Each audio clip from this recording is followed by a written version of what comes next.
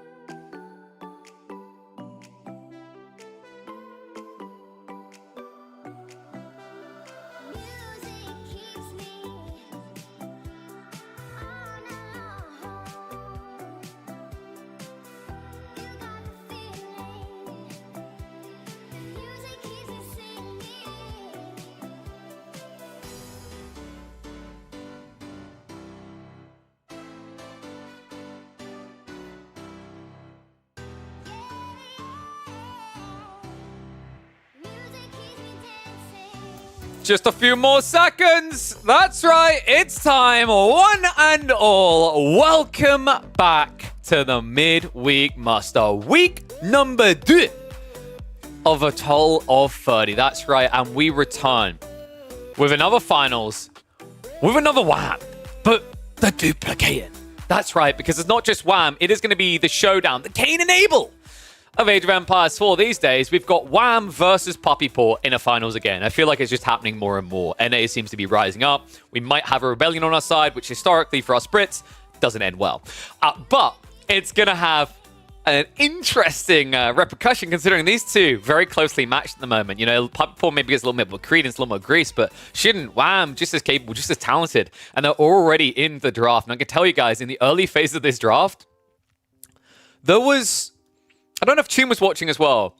I don't know if he felt it. I felt like there was a lot of stalling. And it might be that they're just being very thoughtful. But my feeling is that they weren't quite sure. Because what you have to remember is these two frequently play against each other, right? So they know the ins and outs of what the other is going to do. We are going to be having a best of 7, by the way, which means we will get treated to more Kaga, more of everything in our map pool. Of course, we're going to be opening up on Pigeon's View, aka the better version of High View, as always. I'm looking off the side because I'm literally typing in all of the Civ picks as we go, so you guys have a live draft experience. But yeah, so we already, I believe, have locked week number 3, by the way. If you're someone's coming in now and going, please, how do I sign up? You missed the window. You should do it a little bit earlier. So we will talk more about that towards the end of the finals, but I'm hoping we're going to get a full series, man. I've got a feeling this easily could be a full series, considering how tightly matched these two are. And historically, like last time we saw them, was it 13 games? I think it was 13 games in a row at Wallalo we saw to qualify, to challenge Machine Lord. My push-ups, 1, 2, 3. There we go. Got them out of the way. I just remember I didn't actually finish updating the bracket. So let me quickly do that 1 second so I can show it on stream to you wonderful folks. So we do have a full draft here. Let me get that lined up, updated, and in. So, I am seeing Ottomans and Order of the Dragon. A little bit funky, but very situational, folks. Don't necessarily expect these picks to come out. They're more like potential counter picks. The situation when they come out should be very rare, but there is some potential potency there. We do, by the way, have a draft because every map is going to be used, so you can see on your screens all the places we are going to be venturing today. Atoll is going to be seen again. Very rarely actually ever seen. And I think Abasa's being banned like that late kind of makes sense, right? There's much more valuable picks for this draft. Delhi comes to mind. English is phenomenal. Roos has looked incredible. I know Wham in particular values them very highly. And Iabids. I think like overall their draft makes sense from that perspective. 1 second. I was just going to update the bracket. So for those that didn't catch it, yesterday some people were wondering why didn't I cast the semifinals. I was going to cast the semifinals, but it literally got cast. So I figured most people would have watched that already, and I'm not a big fan of like casting over. I prefer to be able to cast it myself, but it is what it is. That's the nature of open casting. As long as people are following all of the streaming bylaws, I'm absolutely fine by that. I did actually bump a few players after yesterday, so hopefully from now on people will do as they need to. Sorry, Photoshop's just a little bit laggy because I'm updating the bracket literally this second because I had a bunch of things to rush to last second. Like, I basically got palmed off with a baby while my partner went to get our other child. I was like, you do know I'm going live in like 15 minutes. So thanks for that, Emma. She did at least bring me a sandwich, so it kind of balances out, you know? Still not entirely happy, but I did get a little bit of food. Which is why I've said, bring me out some water so I can be ready to go. If I need it, Protein Works will carry me through. Blessed be them.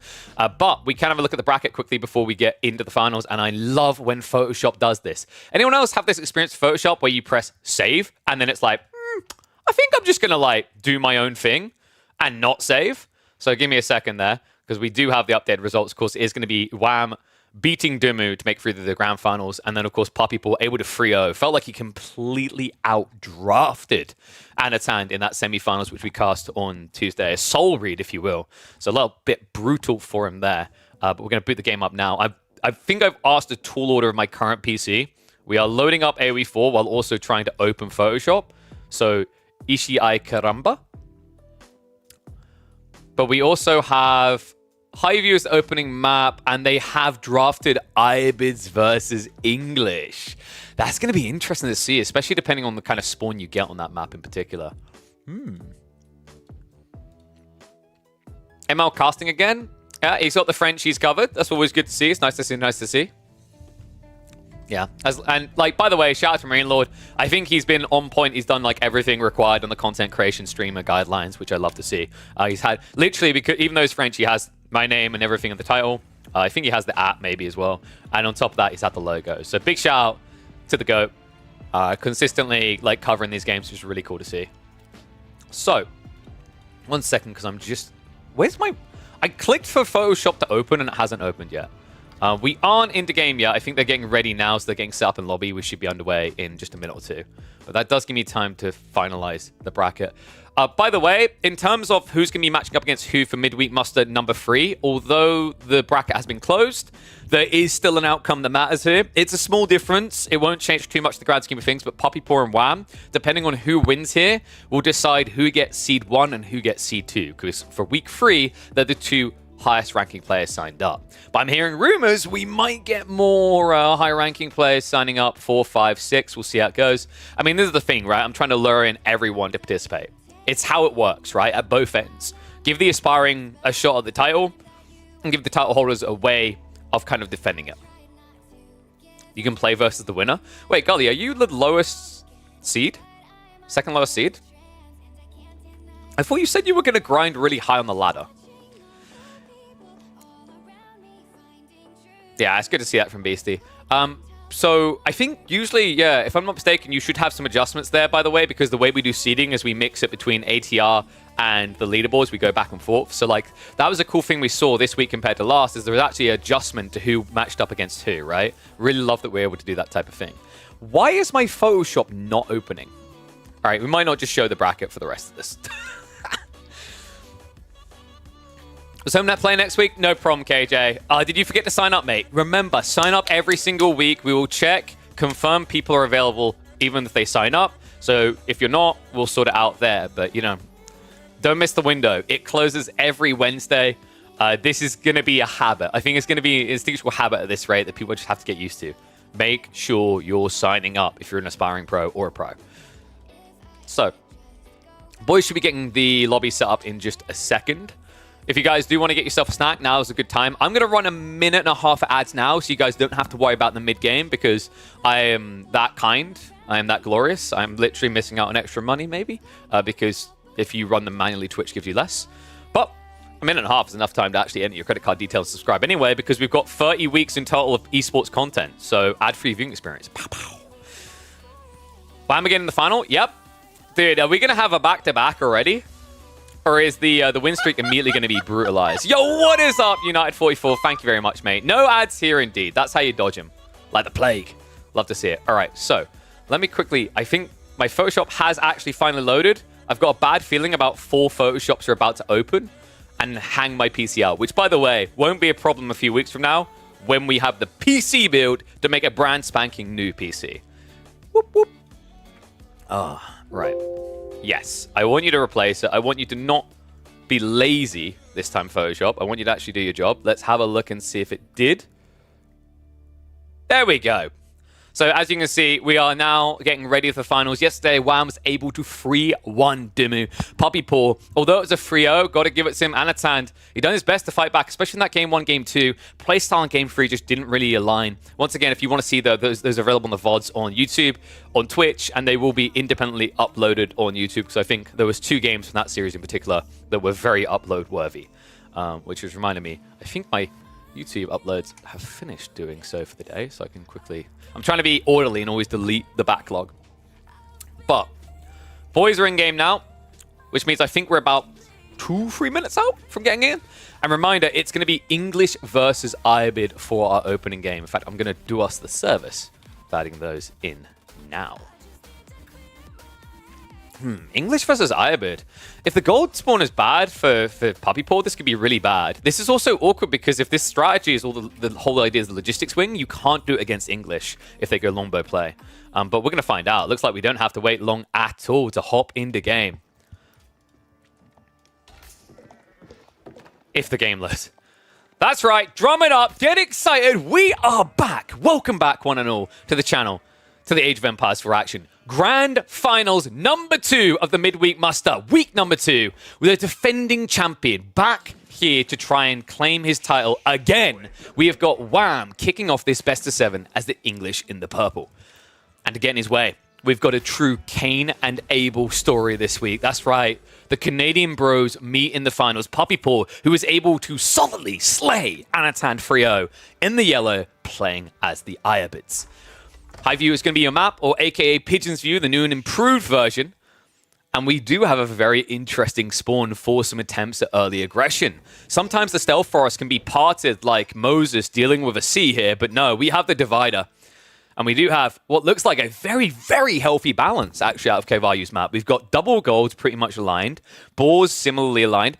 Tree lines are a little bit more campy for Puppy Paw, but not overwhelmingly. Some of his berries are a little bit exposed here. Meanwhile, the English, they don't really want to have to go berries. We have seen some games where English go for deer. I don't think that's going to be happening here. The big question mark in our minds is this going to be an English longbow play, or is it going to be 2TC?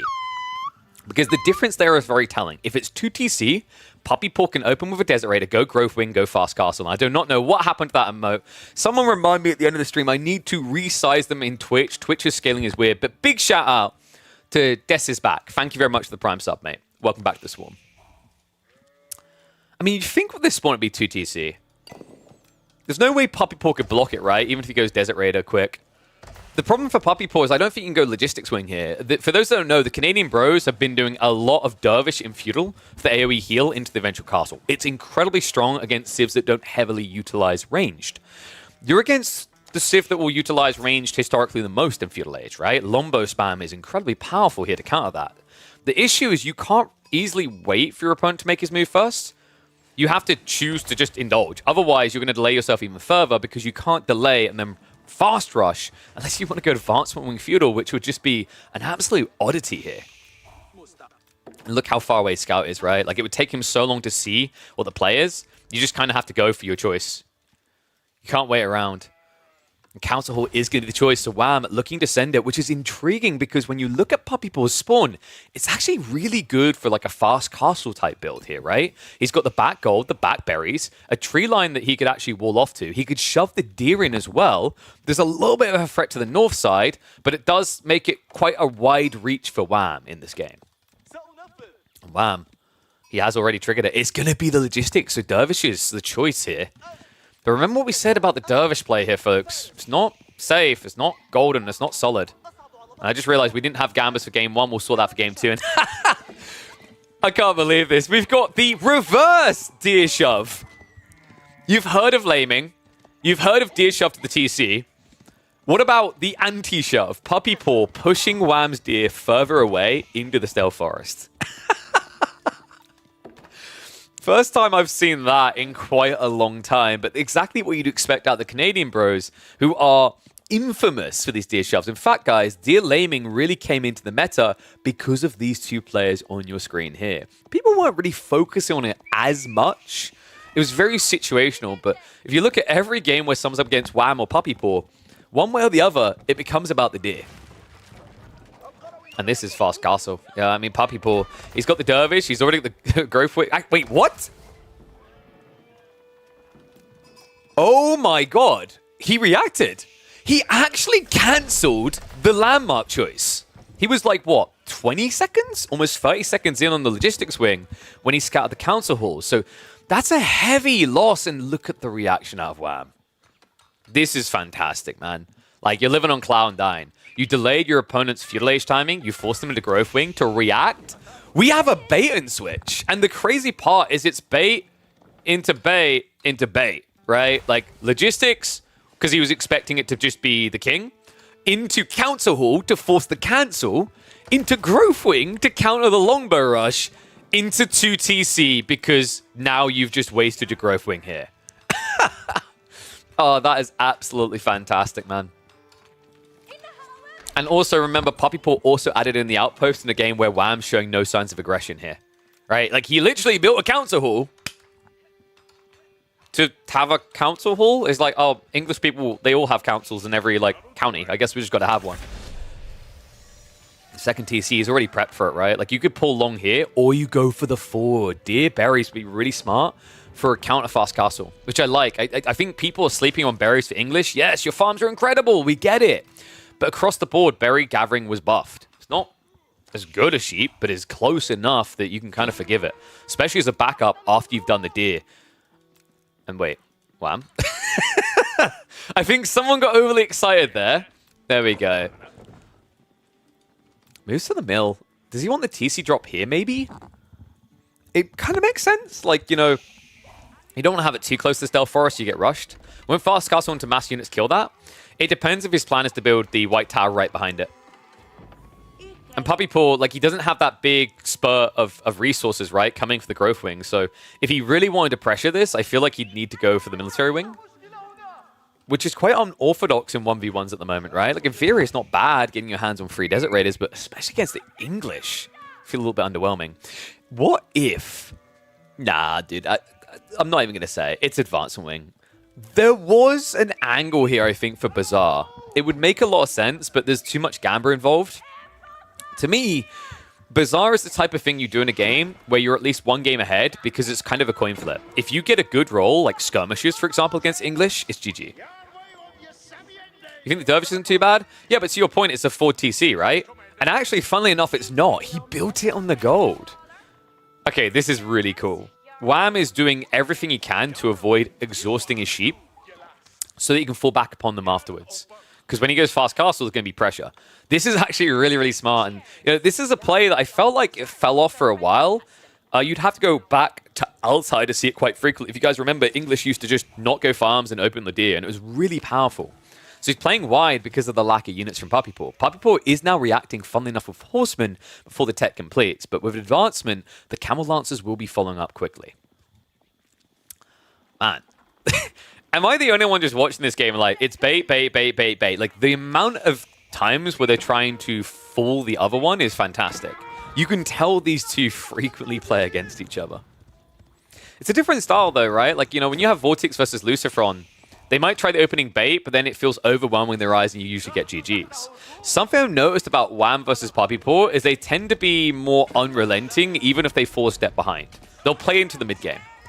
A little bit of first blood drawn there as the villager does go down. Nice force back. Wham, did he really get that much value out of this? I mean, he gathered about... was that 500 resources, roughly? Maybe a little bit more, actually, is deer down here. So it's not too bad. Once again, remember, it's all about delaying the need to eat the rest of the sheep. And he still has a few more coming home. Still has the deer to the south side. But that should also be known about. Puppy Paw already marching south with that horseman. Tough thing here, guys, is like, English actually get countered by horsemen on the proxy eco more. Because remember, like any other civ, they'll pull shivs out and they'll stab that horseman back because he has no melee armor. When it's horseman against English, you suck.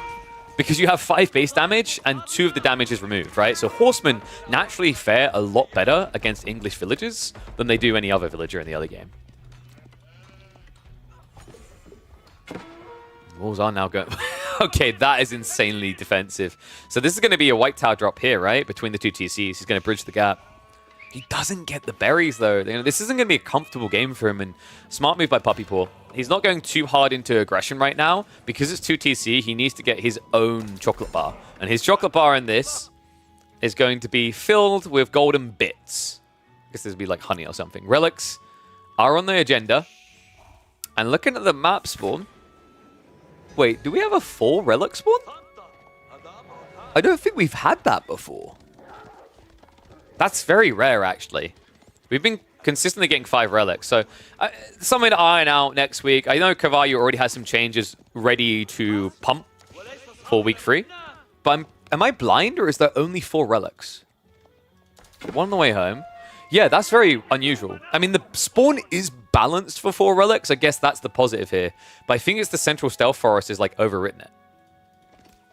We have this in some maps though. You know, before anyone's like, oh my god, this map is not ready for competitive. Frisian Marshes has had this issue for 3 years and it's still considered a really good map. So we'll look to get it fixed, but I don't think it's like tragically the end of the world for Puppy Paw that there's 1 less relic here. Love this though. He's going for sacred sites. It's a counter to English camping. Like, look at this guy. Building a white tower, 2 TC in his base. I'm going to turn my nose up at him because we all know what Wham wants to do here. He just wants to camp and maybe even do a fast imp. We've seen the Canadians love that type of build. But by going for the Sacred Sites, that's going to force you out into the map at a spike timing, because Puppy Paw, with the Sacred Sites, with the relics, his economy is going to be better than Wham's. Wham hasn't set up farms yet. He's only now doing that. There is the Golden Age here to consider for the 10% gathering rate. Right now, economically, Puppy Paw should be more powerful. In fact, you can kind of roughly see that. I love the follow-up detail as well.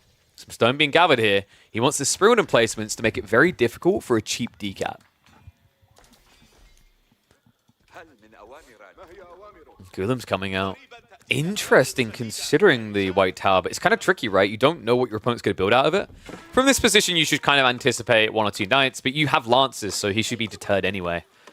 But Gulam's intriguing against men-at-arms, because you have to remember, with men-at-arms, with armor-clad, you do like no damage. It's a tough fight to win, especially when you consider they can get the attack speed aura, right? Because you attack for 15 and 10, but with armor-clad, the men-at-arms are going to have 6 armor, right? So your double strike, instead of doing 25 damage, it ends up doing 13.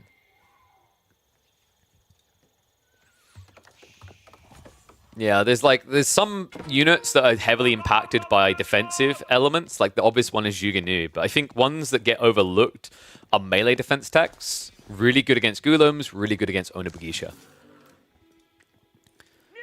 Spears are going to try to protect this. He's waste not, want not right now. Ooh, but might get wasted here. Camel Lancer comes in. Good read to go for the textiles, though. Wow, I'm able to keep that first one alive. He's going to have to shuffle out of here, though. Gulam's now on the way. And, of course, he can't leave anything behind. He has to min-max it on the way back. Gulam's actually win versus MAA with no special text one-on-one. So, without armor-clad. Right? On top of that, remember, a Gulam costs more. So, the one-on-one exchange is, like, kind of unfair. Right, it's 120 to 150. The other tricky part is, like, because your opponent's going to be camping, you'll be fighting into men-at-arms, right? In aura range. So with White Tower, there's more consideration here. Puppy Paw needs to get quite a big bulk, and I think his goal with Gulams isn't to fight into the base, isn't to dive, it's to fight in the mid-map, where this aura is not going to exist. On top of that, he already has Blacksmith play coming. Wham is not getting Blacksmith decks, so it's going to make it even more difficult for Purple to get out here. Textile is mandatory in every game, so when you're going 2TC and playing wide eco, it makes a lot of sense.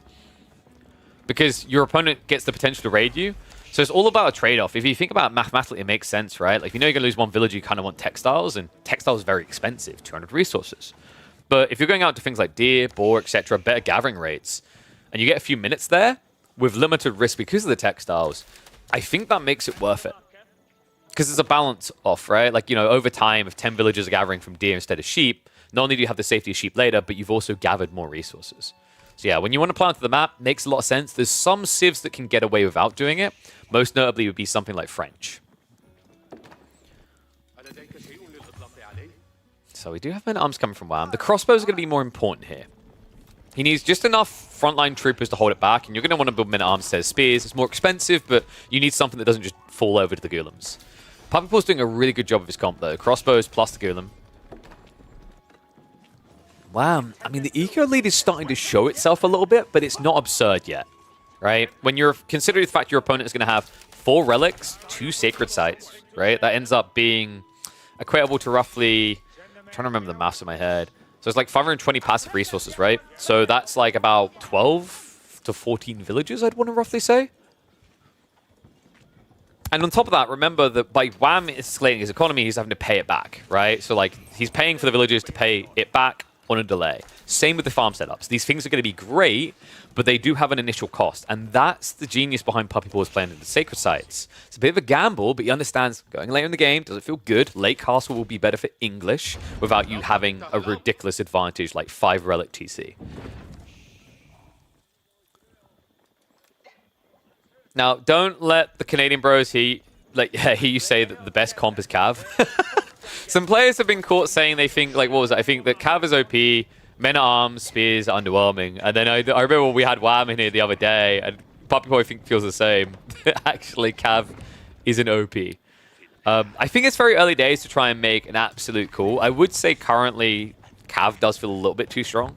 I think Cav was always good in the late game, and now they feel a little bit better. And especially when you equate the fact it's harder to wall, obviously it's a unit that can wrap and flank easier than slow-moving men-at-arms and spears.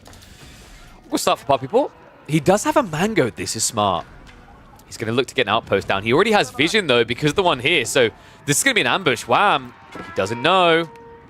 What you don't know can hurt you. Mango shot comes in. A good start there. The crossbows have the line formation away. Puppy Paw just needs to keep pace here. Mamluk's bravery is not there. Instead, he is going for the Undermesh too. They both have the same ideas. Mango's covering out on both sides. We do have a Trebuchet as well from Wham. Makes a lot of sense because these Scroon placements be hard to breach. Notice the difference here, by the way. The reason why Wham isn't going this side, too blind. Can't play out there easily. He's missing the scout, right? He's trying to play down the avenue where he actually has vision. Mango shots coming in both ways. Wow, not really trading that well currently. It's difficult when the army's this much bigger. Puppy Paw with the second Mangonel now coming. The problem here is Wham, because he's seen so many Ghoulems, look at what he's doing with his comp now. He's going very hard into crossbows. Issue with this is the Mangos are going to get more and more value. Is Wham going to go... No, you can't go Imperial without a decap here. So he's flowing resources, but the reality check here is if you go Imperial, you're dead. Like, the only play you have is rushing out with villagers and dropping a Berkshire, like here. But that's going to kill you, man. Like, the army is way too close. Puppy Paw is manipulating the flow. This stealth forest in the center is holding Wham hostage. We now have Horsemen coming in, but... I mean, I guess it's because he's floating the food, even though he's fixing the gold. Like, yeah, it's a lot of food to be holding, but... Horsemen against Ghoulems is an atrocity, right? I mean, I should be phoning the animal abuse line right now because it's just not fair to them.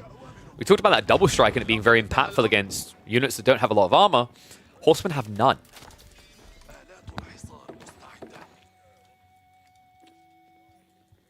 Wham has one strike at this. Some people might look at this and be like, man, this is unfair. All he done is camp the sacred sites. Reminds me of King of the Hill. Does it though? Because English were really good on King of the Hill.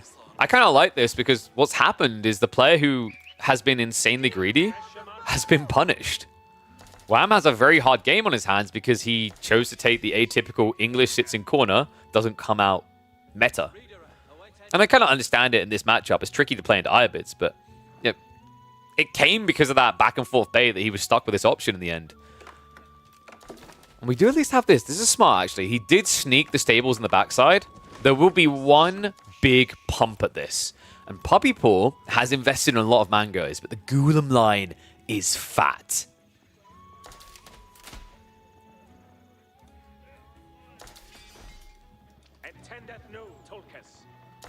I mean, you say that eco is garbage, but I'd argue that the value comes from playing onto the map, right? Which he done really well. It's just he got forced off. Puppy Paw played quite well with it.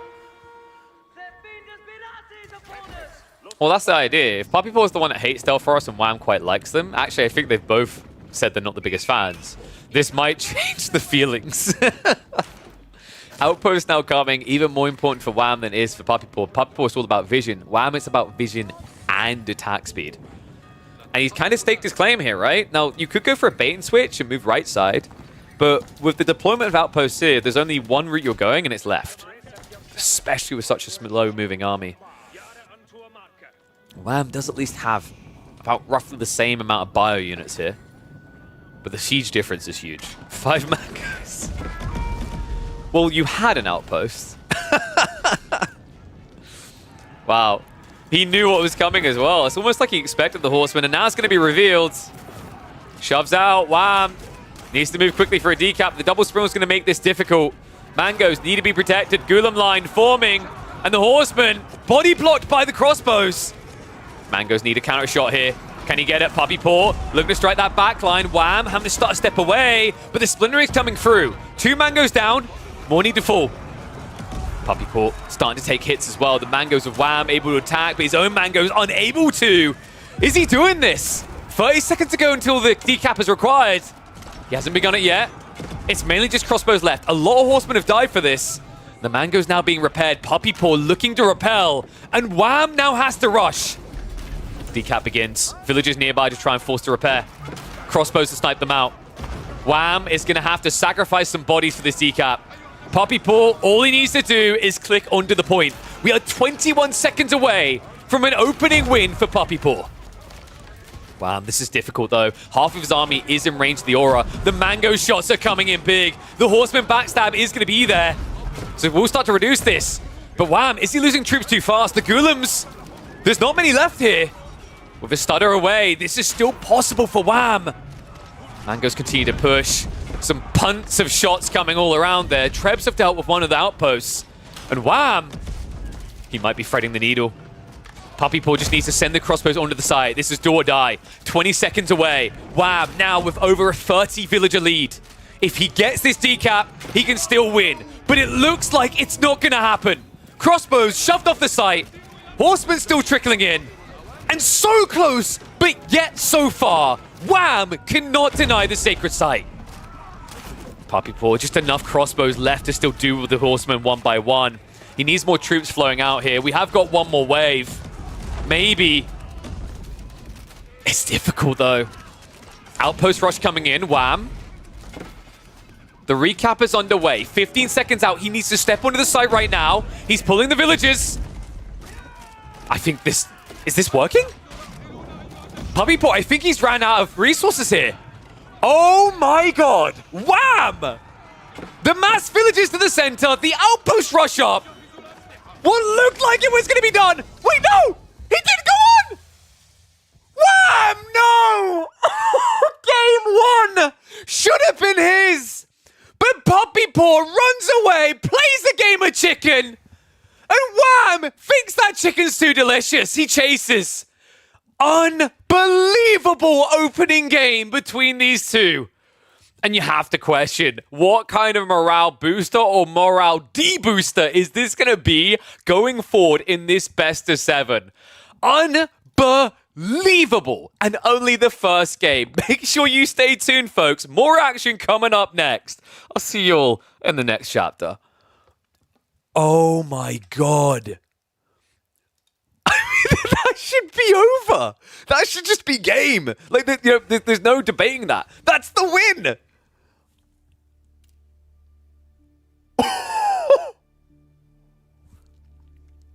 Holy Mary, mother of pearl. That's brutal. So, game 1 goes to Puppy Paw. I can't believe that. I mean, it looked done, right? Then all of a sudden he had an extra surge of troops out. He had the foresight to bring the villagers because he could afford to bring extra villagers. He's got like a 40 eco plus lead at that point. And then to just get baited away like that. Oh, I remember when you lost that Myriad. I mean, many players lost like that. It's still brutal. I think the most infamous one would probably be the Kopoch series from actually Rebel Warlord Legacy that most people remember. But damn, absolutely brutal. Chat overlay is frozen? Wait, why is chat overlay frozen?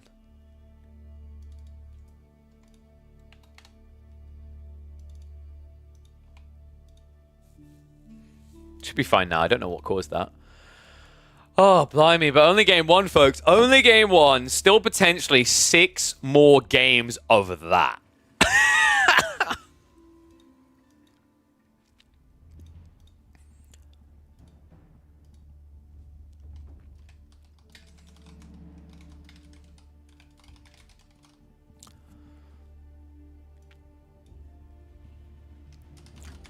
Grand Finals begins with absurd mind games.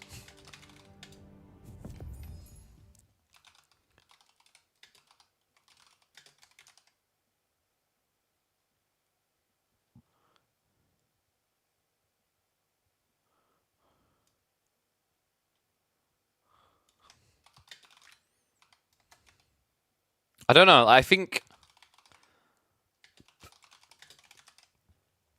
the thumbnail for that should be about the wing, right? At the beginning, maybe? Or do you guys think it should be about... Because the problem is, like, how do you dance the sacred site situation without giving away who won is the challenge.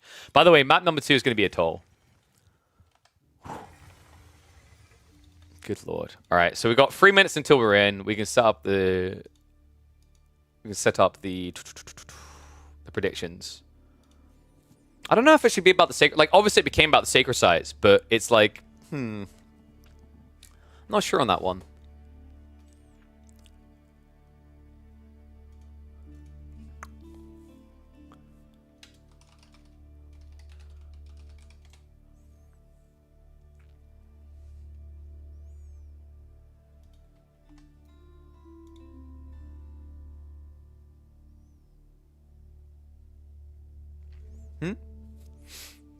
Sacred Insanity? I don't know.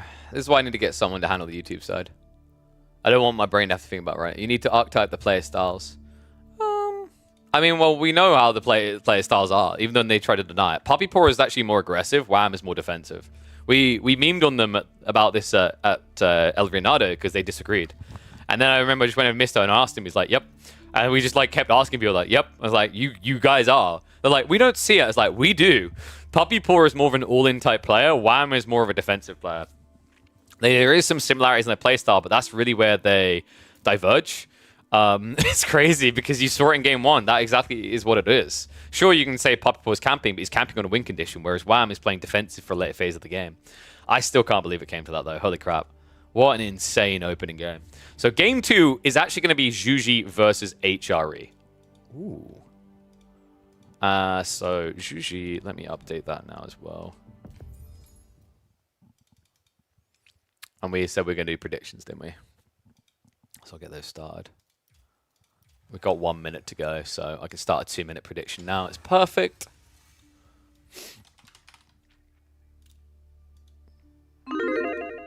There you go, guys. Mate, I hope we get 7 games.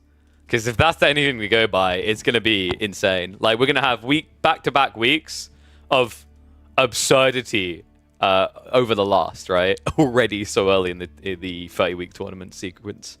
Whew.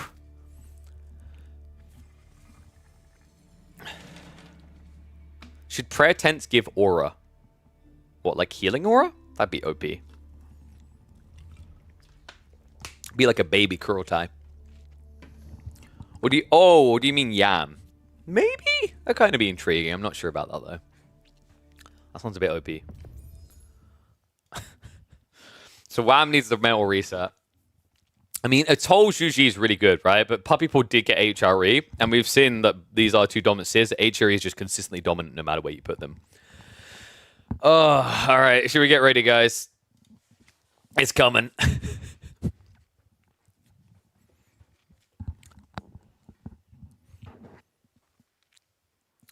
Good day, Elderif. Good day to all.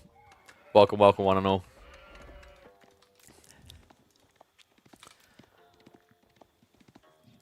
Welcome back, one and all, to the Holy Roman Empire action, I was about to say. Welcome back to the channel, one and all, and welcome back to the Age of Empires for action. An insane game 1 for week 2 of the midweek muster, and this map always delivers insanity. We're back on Atoll, the home map of the first edition of midweek muster, and with Puppy Paw getting the HRE. Wham, he did get something solid in return, though. Juji's Legacy, a potent pick on this map. We saw it. I think it was the most picked Civ for week number 1. But I'm going to go back to this again. Puppy Paw has the HRE. This Civ is ludicrous no matter where you put it. So I'm curious to see what Wham's solution is going to be. In theory, Juji can get a leg up on the very early game, because the funny thing is, you know, usually Juji had a hard time on this map when they were against Civs that blocked their meditation garden placement. This Civ can, but on a delay. It's not like when it's China, for example, or English, where they'll rush out with short bows or a Barbican drop. So it's a bit different. One tricky part I am seeing, though, is where's the good meditation garden? Because I think Kavai's in chat and he can confirm this was an intentional change, right? The pond got made smaller. And because the pond is smaller, that means the resources are more expanded. Which is a very smart change, actually, because it means you can play land a bit easier and not just get flanked by water. It also means that defensive landmarks are less toxic. But it's a very drastic difference for Zhu Ji, and I'm wondering if they practice this ahead of time. There is still a good Medigarden over here. It's not great, but you'd be able to get, what, 48 food, 25 gold, and probably about like 20 wood. But you're not going to be seeing those ludicrous 100 pluses as easily as you would on the first edition of Midweek Muster. TC's much closer together this game, usually a bit on the horseshoe. No, the reason it feels that way is more because this is less of a horseshoe and now more of it's a toilet seat. Yeah, it's you know what it is? It's one of those squishy toilet seat things. I can't remember what they're called. When you if you get shot in the ass like that guy did in 51st State, you'd want one of these rings to sit your bottom. But he is going to get the Medigarden. So that's not even going to get all the food, right? Oh god, no. Yeah, so he only gets 4 of them. So that's 24 food, 25 gold. He does get the stone, though. And that's going to be, like, what? Probably 30 words. So overall, a reasonable one there. That means he's going to just about crack the 100. But it's not broken levels of God tier. Meanwhile, Puppy Paw, look at this. Are you kidding me? Oh, so what we're seeing is that actually HRE OP on every map. Deer berries, boar wood. Gold, not quite in range. He actually could have leaned it a little bit further south if he really wanted it, but this is fine. All right, meditation, move over. There is a new S-tier landmark on Atoll, as if it's not S-tier everywhere. And yeah, this is a little bit susceptible to attack, but keep in mind, like if Wham tries to go Mass Yuganu, he's going to be brute forcing into HRE. And the thing about HRE with an Archon like this is for a very long time, your economy is going to be 40% buffed. So do the maths on that. All right, this is going to be like, what, roughly the spitball 120. 120 resources, like 3 extra villages, right? Puppy Paw can have easily 15 of his 17 villages out here for 40% increase, which equates to about, what, 6 extra villages? So already at this stage, it's possible for Puppy Paw to have double the eco value that the Zhuji get from the Meditation Garden. Now, there is an extra 20% they're going to get from the taxmen, but there's only one of these guys, right? Buffing this, so he's got an extra 2 villages. So between the Meditation Garden and the supervision on the tree line, Wham's at like 5 extra villages. Puppy Paw can already beat that. Ball coming out. Oh, he is going to lose a villager there. A little bit of a drop of the ball by Puppy Paw. Yeah, he believed in the Prelate heal way too much there. He only brought 5 villagers for the kill. So an unnecessary mistake there. Maybe a little bit distracted. We do have water on water coming though. And it is going to be a spring beginning, so no immediate fishing boats coming out. And no, meditation gardens do not get something from fish. The easiest way to figure out whether a meditation garden is going to get something, I haven't seen a map where deep water fish is close enough to follow this logic perfectly, so that's fine. Is it something that is static, can't be moved, and is there, right? That's why it doesn't affect deer, because deer is a mobile force, and even if they die, it's still something you can mobilize. You can't pick up a berry bush and move it. Maybe there's a civ coming that will do that, but until they're here, my logic holds. Is trade viable? If you do the outside, yeah. It's always the outside. It's always been the outside, really. So this nerf to the central pocket doesn't really impact trading. Because remember, they're over here on the edge of the map. We do have an arch ship coming out. So is Puppy Paw paranoid? No, I think he's just dodging the first boat. Hasn't gone for a second. I think he's going to try to raid the food. This would be really smart if he does. Instead, he's intercepting. You might be able to get a villager kill if there's not a quick reaction. So here's the really smart thing you can do. Okay, that was a bit gluttonous, but in fairness, once the villager moves, it's hard to kill. What Puppy Paw can do, though, is he can rotate all the way around the back here. Berries, deer. A lot of the food that Wham's going to have to eventually play towards are on the outskirts here, on the trimming. That's something you can exploit with this archer ship. Juke have arrived. Wait, is he just min-maxing with the Prelate? That's really smart, right? Just plop him in the arc and never take him out. And it buys time for your villagers to not die while you've got your first horseman coming out. So Zhuge a little bit annoying. Not quite able to get the kill, though. Horseman will contest this. Wait, did he just... Okay, guys, this is adding up now. It's free worker kills. Like, there's only so many times you can drop the ball like this. So we had game 1 where Wham fudged pretty hard. Like, the ending of that, I think it'd be fair to say that mistakes were made. And now game 2, before we're even at the end, we're seeing big blunders out of Puppy Paw on the best civ in AoE4. actually getting intercepted really well. So Horseman Micro on point, Spearman not really able to touch, and wham. Ooh. It's going to be quick on the reaction then. So making it a little bit better. The Horsemen are being brought low. Meanwhile, on the water side, we have got a demo coming out. And he is baiting the War Junk right now, not able to get it low enough. Outpost? This is ambitious. Puppy Paw. He's going to lose another villager. Okay, this is really adding up now. That's a 4 eco lead over time for Wham. Meditation Garden, what was the final number? 30 food, 50 wood, 25 gold, 25 stone. Even more wood than I thought. He gets 130 resources out of this. Demo ship now coming in, so Wham will at least start to lose a little on water. He has got a double dock play underway, though, and Puppy Paw doesn't see that. Puppy Paw, like, how much food we really got to work with here. It's deceptive how fast this goes. A little bit shocked by this. He actually backed off to the deer, didn't go back to the boar. I think he forgot about it. That's a big difference in gathering speed, guys. Was it 0.9 to 0.84? Doesn't sound like a lot, but when you scale that by 40% more, right, and it's 8 villages max, it adds up fast. Is it 0.825 on boar? Oh, sorry, you mean on deer, right? Yeah, so it's a 0.75 difference. Shifts out. What is this game? Oh my god, another villager down. Micro on point. He's actually just using the Jugunu to target the injured villagers, and then the Spearman can just absorb all the shots. This is vile. Wow. He's close to a 10 eco lead now. Ahead by 7. This is getting brutal. And behind this Wham, I mean, there is a gap, though, right? He's moved down to the food, and we mentioned this is danger territory. But Puppy Paw has been a little bit lackluster with his scouting. He hasn't actually checked this. We talked about how this would be GG. The berries and the deer. Look at the vision on the map. Puppy Paw doesn't know where the food is. It's a really big difference here. So he's losing water. He's losing economy on land. Over time, you could actually see a world in which Wham just gets a gradual TC as well to escalate that eco lead. Puppy Paw is sick of this. He's trying to go castle. Makes sense, right? Like, in the terrible position he finds himself, he needs to get a Regnant. He needs relics. You can't even Burgrave with this type of economy, right? Like, you're already exhausting the food quite heavily.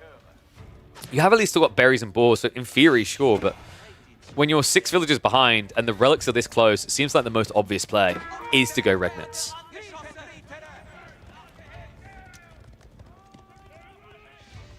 Rax is now coming in, so Wham realizing he's going to need more pump to defend against the Horseman. This will also set him up against the Knight play that HRE will play into here. We have got some scouting going on, because Puppy Paw, he only knows about, what, 3 relics? Sorry, 4. Yeah, he scouted the backside. Does he pull the injured Prelate here? I mean, you could run him to the west side, even on 2 HP, because there's no units there. Wham can now think about going fishing, and it looks like he's already feeling the obligation. Double docks, producing into the fishing boats. We've got, like, what? Probably close by. I think there's 3 shoreline fish. But remember, he can grab the ones from the other side, too. So, in total, he's probably got about 3,500 food there to play with. And Wham! What on earth? We've got a very aggressive play out into the mid-map. He could actually drop a Shaolin Monastery here and just yoink all the relics. It's pretty crafty, actually. I think that might be the intent. This is crazy. Regnant's coming up from Puppy Paw, but this is the tricky part. Like, it feels like he's doing an old-school fast castle build where you just build a knight, right? But your opponent already has spears for that. He's making the right call to add in more archers. It's tricky because he doesn't know how many Juke there's going to be. There's going to be one less, though. These interferences on the reproduction rate has been pretty impactful, right? The Horseman just taking a Jugunu kill here or there.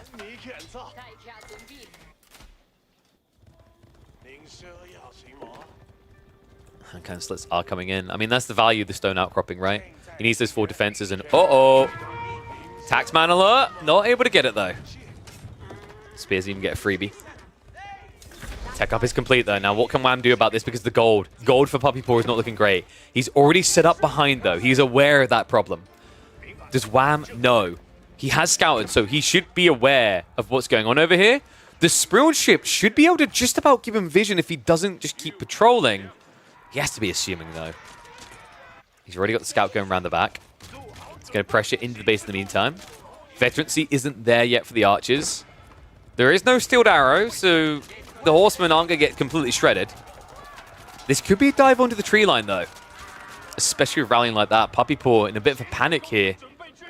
Behind this, Wham just needs the gold drop off, and then he's there for age 3. And the dive comes in. Puppy Paw in trouble because the Sprilled ship also sees the villagers. Great snipe there. 2 more down. A third to fall. And that is now a true 10 eco lead.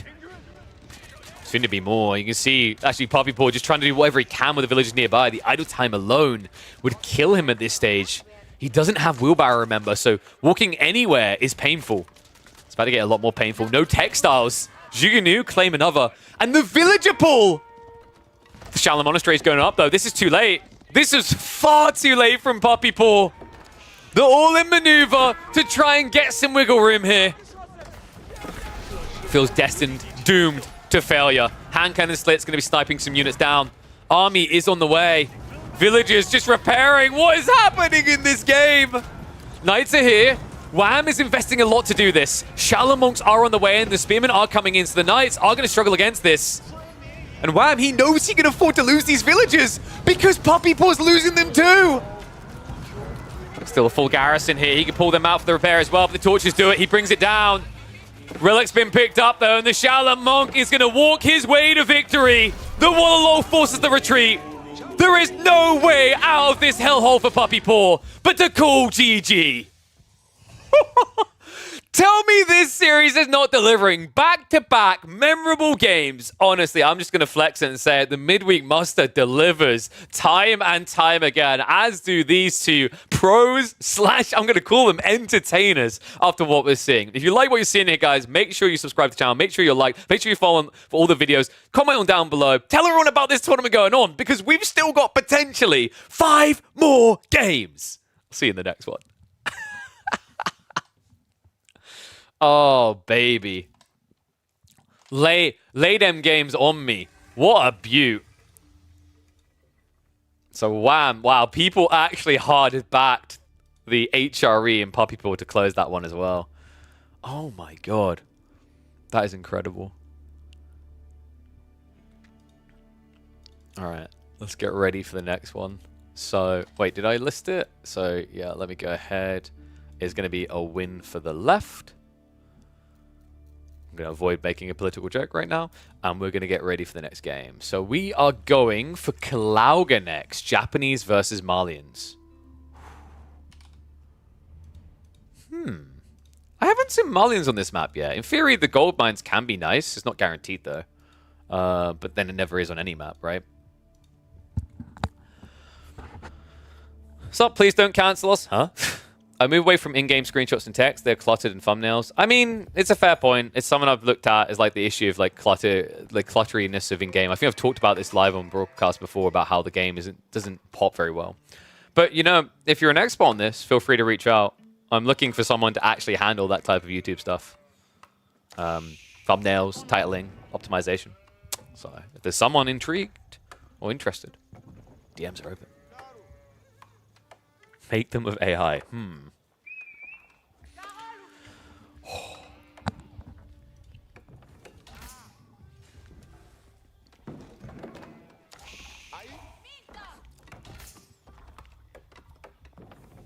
You'd think after casting these two hundreds of times, I'd know what to expect. Honestly, I have no clue in this series. One and all, welcome back to the channel. Welcome back to Age of Empires for Action. Game number 3 of our Grand Finals. 2 games so far have delivered 2024 recap-worthy experiences. What have we got in store the 3rd time around? Kaga is where we're heading. That's right, Age of Mythology fans might notice this one. This is a recent addition created by Kaga. It should be seen, I believe, in the 2v2 tournament coming up from EGC.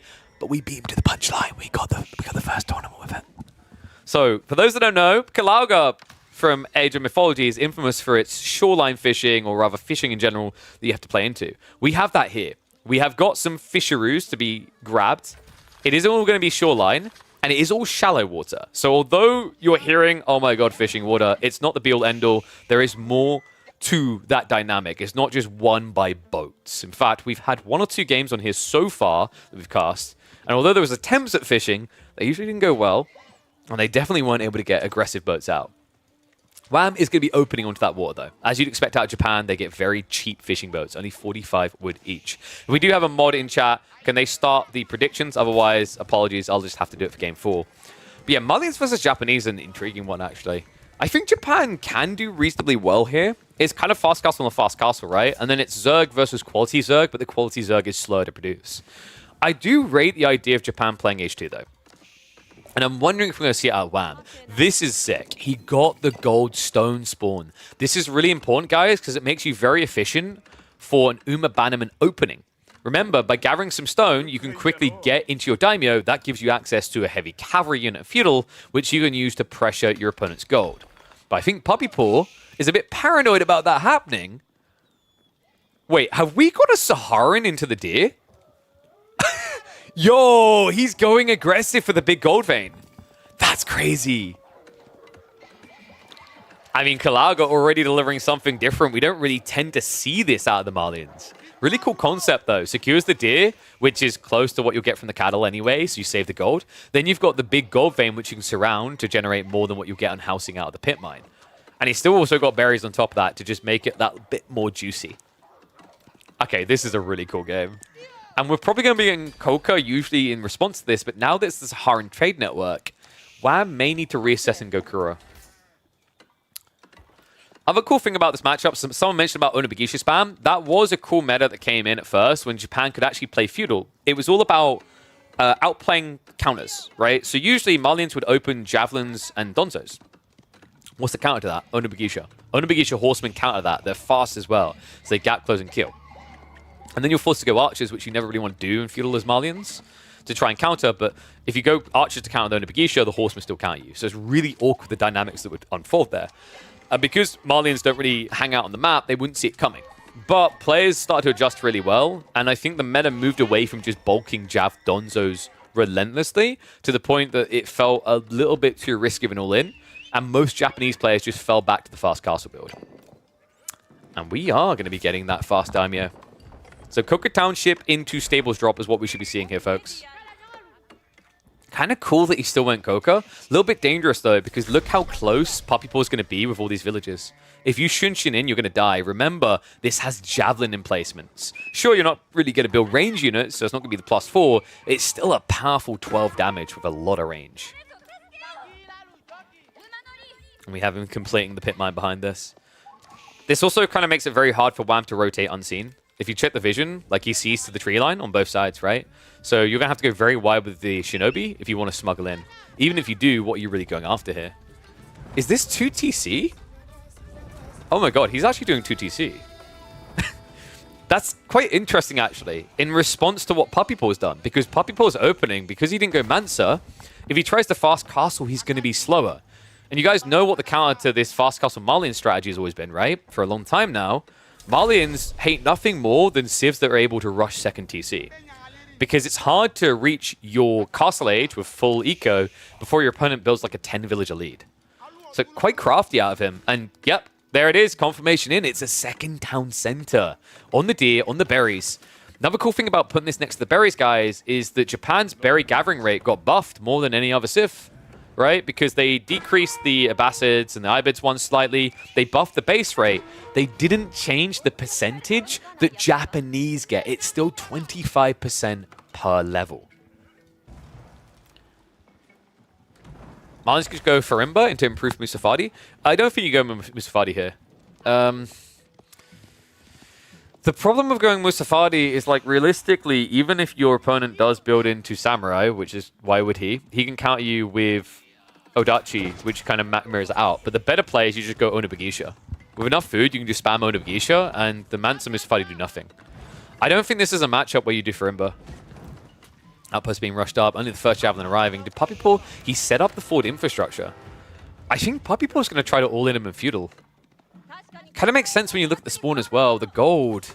The second one's really far out there. So if Puppy Paw does try to stress this position and keeps a unit guarding the back golden berries, there's a risk that WAM is a goldless Japanese. And for anyone who's played Japanese, without gold. It feels good when we're talking about rank, but it doesn't feel good when we're talking about the resource. Rax is coming in as well, so he's going to try to layer the cake. And this is fast castle rush now from Wham, so he's going to try to get there with expedient fashion. Likely going to be seeing mounted samurai as an opener, because even when you see Donzos, you don't really care to begin with, because you can just raid the flanks and then eventually overwhelm. Why is he going jabs? Because he needs to kill villagers. The logic here for him is that his opponent has got a lot of economy, and he's going to have to move out. And if you think about what is the best raiding unit you can build efficiently in Feudal Ismalians, Sofas are pretty expensive. Warrior Scouts are going to be kind of eh. Donzos, why? Right? Like, you want them, but it's for what happens next as the enemy cav. The Javelins can just snipe. So I think Puppy Paw's logic is this is better than building archers for killing units when your opponent is hiding under static defenses. The alternative would have been to go blacksmiths into siege engineering, but that has a cost to it and a delay. This allows him to immediately start attacking.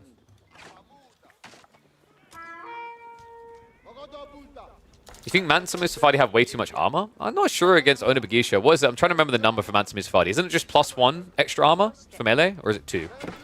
Even then, you have an extra melee tech. Wait, was Mansa 4? Am I smoking something? I don't remember Mansa Mustafadi being 4 armor. I have to double check that. If it is, you're right. You have to play in, like, Odachi. But even then, like, you could potentially just play Mount... I think if your opponent goes Mansa Mustafadi, the original 4, you just go Mount Samurai. Because you cycle charge him, right? You just need so many. And the problem with, like, rushing for Imba, if you don't get the right matchup, a very good matchup, you don't have the economy to Zerg as efficiently as you'd think. Flying Gate now on the way. So we're going to see that quality Zerg coming soon. Free melee armor. Okay, thank you, Berries. I think they buffed it. Wasn't it 2 on pop? So yeah, okay, Onabagisha doesn't work, you're right. But I think you can still just go for Samurai. Onabagisha aren't terrible though, right? Because they have much better attack point than Mustafadi. And Mustafadi have 9 base damage in Castle with Mansa. Whereas Bagisha can get to like 10, I think more with the Katana Bannerman.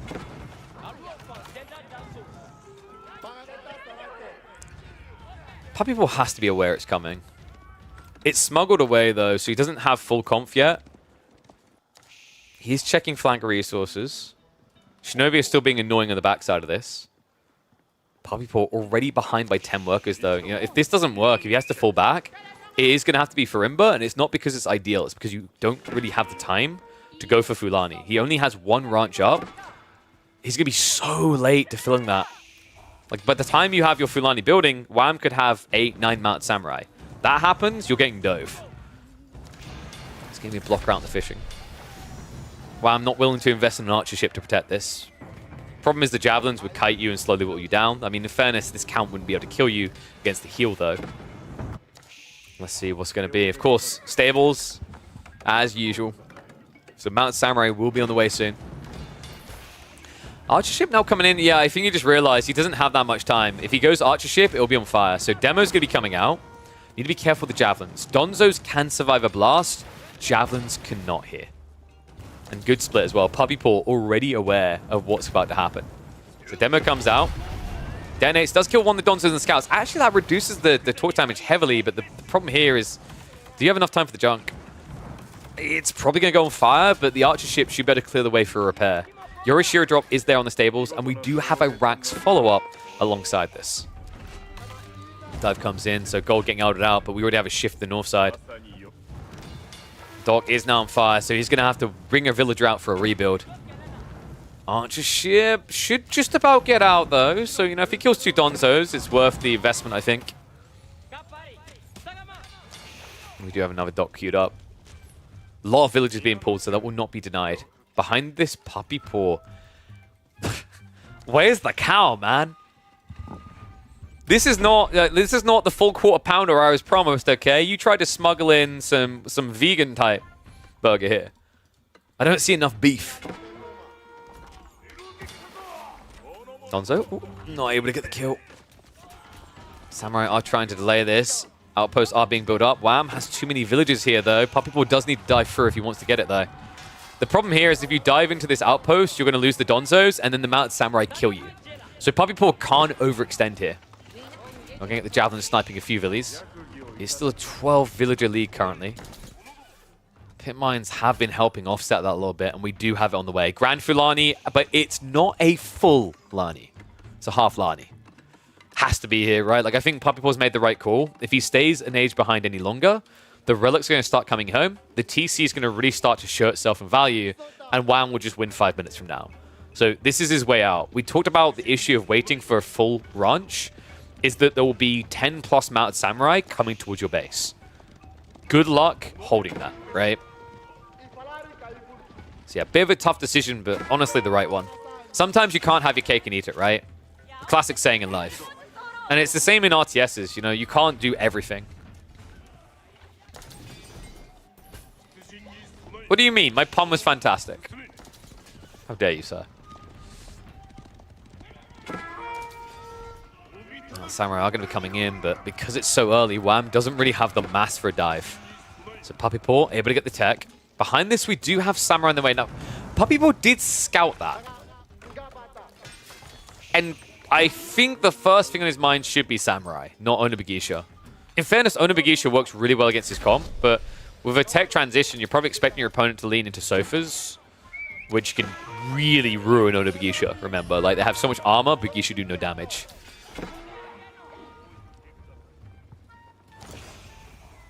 Dude, let's have the Donzos chasing away the Mountain Samurai. So Wham's going to have to put everything into this transition. He doesn't have farms. Remember, he made an awkward choice to go for the Coca, one that I'm not sure was entirely worth it. As a result, he doesn't have all those farms for free to now move across into. Relic is going to get blocked. Only one home so far. He does get the early revelation of the Samurai. Musafadi queued up as a result. Wham does have gold for the time being, but when you go into these type of comps, Samurai, Mountain Samurai, the gold doesn't last long, right? Japan, I think, is one of the civs that's most heavily punished by a lack of gold access in the game. You might start to feel that lack of access soon. Sofa's queued up. This is looking, I think, pretty good for Puppy Paw, actually. I mean, the Fulani's going to continue to gain more value as it fills out. He's got pressure on the map. He's blocking the fishing. It's a little bit annoying from the junk ship does show up, and well, the fishing boats can repair to protect this if they get pulled. Ooh, one more Donzo would have actually been enough. But fishing repair is going to be there. Okay, there's the more Donzos. Sadly, a little bit too late. So Puppy Paw wasted effort there. Needs to get the troops together. Could contest relics, but right now doesn't have the capacity as he's building into bulk. Remember, guys, think of it this way. Quality Zerg versus quantity Zerg. That's what this matchup is. Wham the Euroshiro is trying to get good units out fast. Puppy Paw, being Marlene's, is trying to get a lot of units out fast. You see the Swarm's value here. Just overwhelmed. Sure, quality in theory, you'd think it would win if it's similar numbers, but the problem for Wham is he's spreading quite wide, right? He's got the Cav roaming around their own. Samurai are slow to engage. It's buying time for Puppy Paw to get in these Sofas, and there's the farms we talked about. I mean, Daimyo is at least being leveled up, so they're made to be a bit better. And what am I seeing? We have a Siege Workshop. Mangoes, we've seen it a bit against Marlins in this tournament so far, actually. It kind of makes sense against the Javelins, but like not entirely. I think the issue for Wham is he needs a backline unit. And you can't build Onimusha, they're pointless. You can't build Yumi against Javelins. Why? Right? Like, realistically, you could have built Yumi against Musafadi, but the Sofa guarantees you won't. So your only options are Springolds or Mangoes, and I don't think you want to build Springolds here, because the annoying thing that Puppy Paw can do is hide the units that would actually get countered. I don't think Springolds really work against Musafadi. In theory, they do because of the lack of health, but because of the mobility, it's very hard to catch Musafadi blobbing the way that you'd efficiently attack.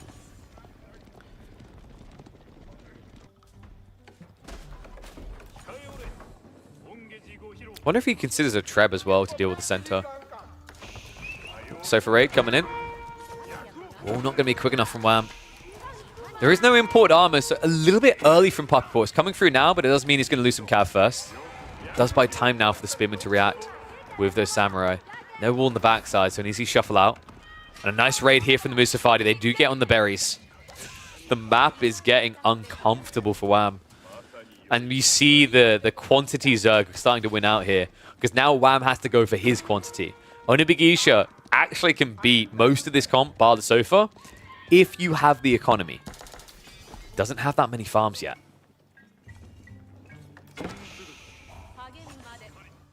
We do have a sneak for relics.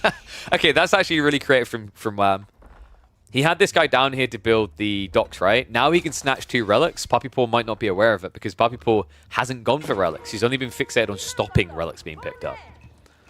That's going to be, what, 4 relics for Wham? The walls are really important here as well. Like, Puppy Paw will be able to break through them, but it buys a little bit of alarm for Wham to react. You almost wish you could just afford a stone wall here, because then if you're just fixated on, say, the east side and the center, this lack of dynamism of your force, the slow-moving army, can win. One's if you think Wham's going to win this, two's if you think Puppy Paw's taking it. The blob is big. Really big. We've got Spearmen coming. Spearmen aren't terrible against Musafadi, by the way. Especially when you add in the Katana Bannerman. They actually fight quite well into them. In addition, there's also the extra melee tech, right? So, like, Spears for Japanese can trade here really well. And Puppy Paw hasn't got archers. So, if Wham gets enough time...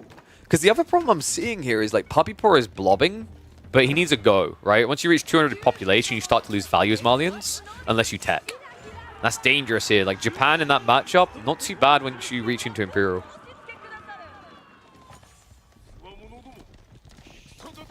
There's also the risk of his economy going too wide here. One player is hunkered down, walled up, static defense. The other is not. The only static defense came in the center of the map. Sofas are once again looking for entry, but there's just so many outposts. Remember that part where I said that these two playstyles are very different?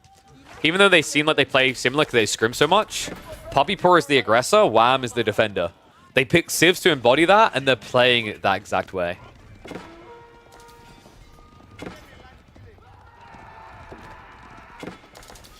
See if defending works out for Wham here. Puppy Paw looking to strain him a bit. He's going to raid in on the villagers. Textiles is there to minimize the losses against Sofa. But he's going to hang around long enough to strike down a few. Needs to keep shuffling by. Wham could go for the wall to force him deeper. And Puppy Paw, already aware it's coming, is going to keep on running. West side, we've already got spears here to block this attack, though. A good idea by Puppy Paw, but Wham reacting appropriately. And we do have the confirmation the mangonels are coming in. Dangerous against Musafadi, but remember, when you're defending your base, they can't stealth to gap close. We do have one relic, second one coming. Wait, he didn't see that. What? How did he do this? I understand the 2 on the south, but Wham grabbed the western relic as well. This is a 5 relic Japanese game with a 20 eco lead against Fulani, which is full now, but I mean, what, level 2 Daimyo should be coming in soon? I'm feeling like this game might be slipping from Puppy Paw. He needs to go soon. He's close to blow it at 200. Once he's there, you can't hesitate. There's multifaceted raids as well. Onobugisha ready to react to the Musafadi. Central massament not big enough to threaten here. The east side is the weak point. It's where the Sofas keep on striking. Moves in. Spear on placement's not going to make this easy, though. Fortification's also coming through, so Wham truly now hunkering down. But you know, usually in this position, you'd be screwed due to a lack of gold. Yorishiro drops into the blacksmiths, as well as the fact he's got 5 relics, means that he can weather the storm here. We've got to wrap around the back here. Looks like he actually found a weak point. Okay, I feel like you stonewall this just to be safe. He hasn't stopped at the farmhouse. That is going to buy time, so actually Wham will be able to shove him away. I almost feel like Puppy Paw needs a third group. He tried, but the third group was really underwhelming. It wasn't a real threat. Molo coming in. Puppy Paw. Puppy Paw, what? Uncomfortably close. He does pull away there. An ambitious dive. Luckily quick enough before the spears could gap close. Still, these static defenses make this harder and harder. Another Wololo. He's herding him like sheep. The backstab has failed. Wham, able to wipe out the flank force, but the big dive's coming in. Puppy Paw knows it's now or never. He marches in, the mangoes here. The Wollos were already forced. He doesn't have them for defensive usage here. Sofa just need those mangoes. Turns for shots. Musafadi are bulked up. Can he hold? Can he save himself here? He drops the relic. He runs to the other one. He needs it right now. Wham, making what looks like his last stand. The mangoes are gone though. Puppy Paw refuses to be denied. And the Sofa sniped out the Shinto. Wait, did he? He just didn't bother. GG gets called. Puppy Paw, able to show that quantity beats quality. The most Zergy matchup you can get in Age of Empires 4. This was really well orchestrated by Puppy Paw. We were close to the point where this fails. And I'm not exaggerating. He was so close to reaching that threshold where Wham's static defenses and his slow-moving army would have been big enough to contest. But he read his timing perfectly here before the economy could truly give an advantage. Well played by him. Great defense efforts by Wham. But Puppy Paw showing you still how powerful the Fulani and that Malian Zerg timing is. But still more to come. Puppy Paw takes the lead. But 4 more games potentially still ahead of us. I'll see you all in the next one. Ho, ho, ho, ho, ho.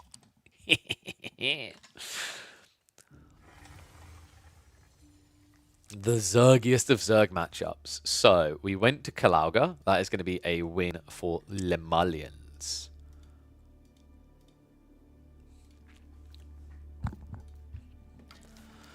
And let's see where they're going to be taking us next. Redraft after this game, by the way. Wham is going for the Civ he believes to be most OP. He's got the Rus. Up against Delhi on Coastal Cliffs. I don't know about that one. I mean, Rus, then they could 2TC. I don't think you 2TC though, right? You just play Fast Castle. Bit tricky because your opponent can rush Sacred Sites, so you might be forced to play the Age a bit. All right, let me pay out. We're 3 minutes from being live for the next one. Oh.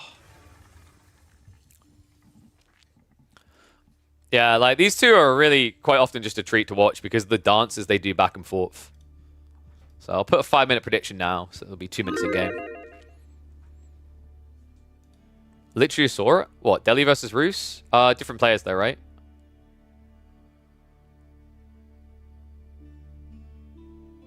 And we've got Wham on Rus, so you might play very defensive. Like he could go for like a 2TC play, I think. Oh, 5 relics. Okay, good. Got you. I need to remember to name these, actually.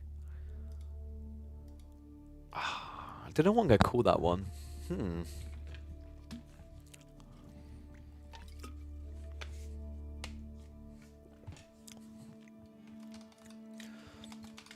These twins have polar opposite playstyles.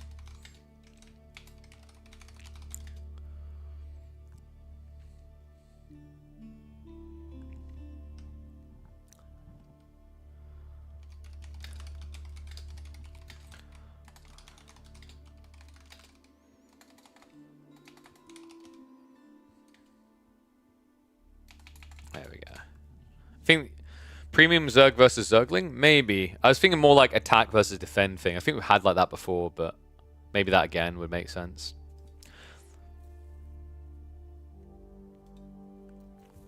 Wham has more fun at the game. What do you mean? I think they both have fun at the game. I mean, like playing this, like I'm gonna burst the bubble here. Playing AoE forward to make like big money isn't exactly a smart business plan. Unless you're like one of the 2 big content creators or 3 big content creators, right? So I think they both have enough fun. How do you search for these maps? I work my arse off. Keep an eye on the store, mods section rather, talking to people about maps they're working on, making recommendations, etc. Ugh. Intriguing. All right, 40 seconds out. Let's get ready to go, guys.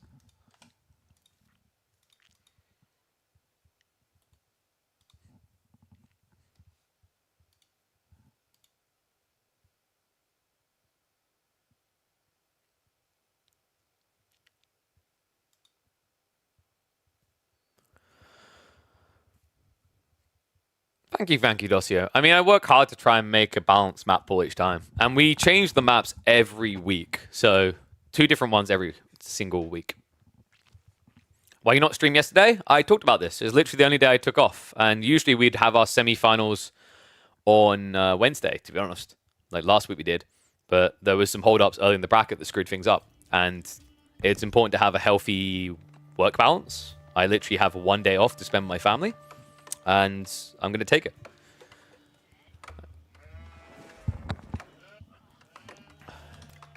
Ideally, you know, If players can't play on like the Tuesday, the ideal situation is there's one semi-finals to do. I'd love to be able to do it before the grand finals, but only if players are up for that. Unacceptable? I'm not going to accept that from someone who doesn't have a sub emote. All right, let's go. This Civ is OP. At least that's what Wham keeps telling me. Roos, his favorite Civ right now. Or is it a bait? Let's find out as we hop into game number 4 before the bracket reset here, or draft reset. It's going to be Coastal Cliffs. Welcome back to the channel, folks. Welcome back to the A4 action. Halfway through this grand finals, but potentially still so much life missing. Delhi in the hands of Puppy Paw. Wham, of course, on the Roos we mentioned. Could be a decent match, actually, for the Roos, especially looking at the spawn. We've got some back deer here, somewhat shovable to pass the tree line. We have seen some, like, 2TC shenanigans before, if the map is right for it. I was wondering if Wham was going to try a fast castle build here, because Delhi are going to try to take secret sites fast, right?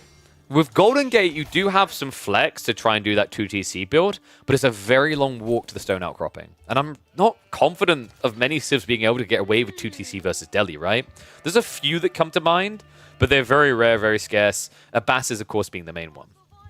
I think you guys are about 50-50 on this one. Okay, Puppy Paw having 60% of the vote. No surprise there. Week 2's draft, Week 2's map selection, rather, I'd say Delhi were kind of king. Delhi are like S tier on this map rotation, right? When you think of things like the Pigeon's View, Cliffside, Coastal Cliffs, a lot of good maps for them. That's another nice thing about this regularly rotating map pool, is you just get different civs that are going to feel probably like the S tier pick of the week. Outside the obvious ones of, like, you know, Byzantines plus HRE ban all the time. Which I say that, but we already had an HRE game earlier in this series. In fact, funnily enough, I think last week I checked the maths on it. Then this week, rather, it was, we had like 8 HRE games, and I think maybe 9 Byzantine games. So I noticed some people complaining that they don't get to see these civs. I can tell you, they do still slip through. Just like the late game being rarer these days, seeing them a little less makes it just that much more special. So Golden Gate, right? I mean, there's no value in Kremlin, surely. Yeah. Kremlin just feels like a fizzle now. Maybe on some water maps. Holy Island's mainly the one that comes to mind, but I don't think you're really going to see much Kremlin, like, ever. Because here's the thing, guys. Holy Island is one of the few maps where Kremlin might make sense, but Roos kind of sucks on Holy Island. English, Yuji, Chinese, Japanese. Like, tell me how these civs aren't better than Roos. What situation you'd rather have Roos in? See, I think... Oh, God, I don't want to say that Kremlin needs a buff, but, like, it's in a situation where it feels quite underwhelming. Classic between the Canadians. Always messing with each other's deer at the exact same time. You know they play against each other all the time, right? Oh, that's fantastic. So it's going to start nerfing the deer now, or laming it, rather. I love the fact that Puppy Paw shoves it all the way around first, just in case it is a very small percentage chance to TC. Because then it's really inefficient between the grab rates around here. It's also the fact that I said earlier he could maybe shove beyond this tree line and then wall it with very strong palisades, right? That's now kind of redundant because you'd have to come so wide.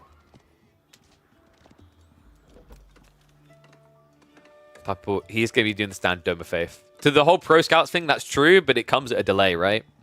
So if you feel like you've got a good sheep pool, you can deny him. Unfortunately, it's 15 sheep for Puppy Paw. Wham wasn't able to deny him that much with the 2 scouts. Now the question is this going to be some sort of fast castle build? Or is there some longevity to the edge? We have got the double broad axe coming. That's going to be so he can sell the wood for the gold. Of course, Wooden Fortress is going to be coming up to make that even better, right? Yeah, but he's... Is he maybe thinking of... Okay, I thought he might try to secure the forward so he has access to gold potentially, because if passive gold isn't enough here for Wham... Can we... Like, crap will get off the pot. Yeah, this is what I think he just realized as we're saying it. If you don't secure the gold, look at where the second gold is. Look at where the third gold is. Like, these options are very limited. If you try to play passive gold only, you're very limited in options. And a very wise player like Puppy Paw will be aware of that gold starvation. He'll be aware that you can't easily fast castle, and even if you did, you can't really build men-at-arms, you can't really build knights, you'd basically be stuck building horse archers only. Which means the Delhi player, paying attention, could just go into Masgazi, eventually go castle, build elephants, win. So Puppy Paw, he has got the first of the Ghazi on the way.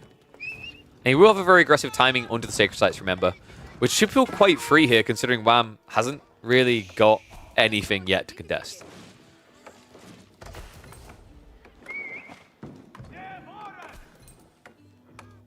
How did you guys vote in the end, by the way? I didn't see the final score. I'm kind of curious now. Oh no, I accidentally clicked the link in chat. 54 to 46%, so neck and neck. I mean, it makes a lot of sense, right? Like, these two are so closely matched, and we've already seen some people try to predict and it go the unexpected way. You never really know what you're going to get with these two.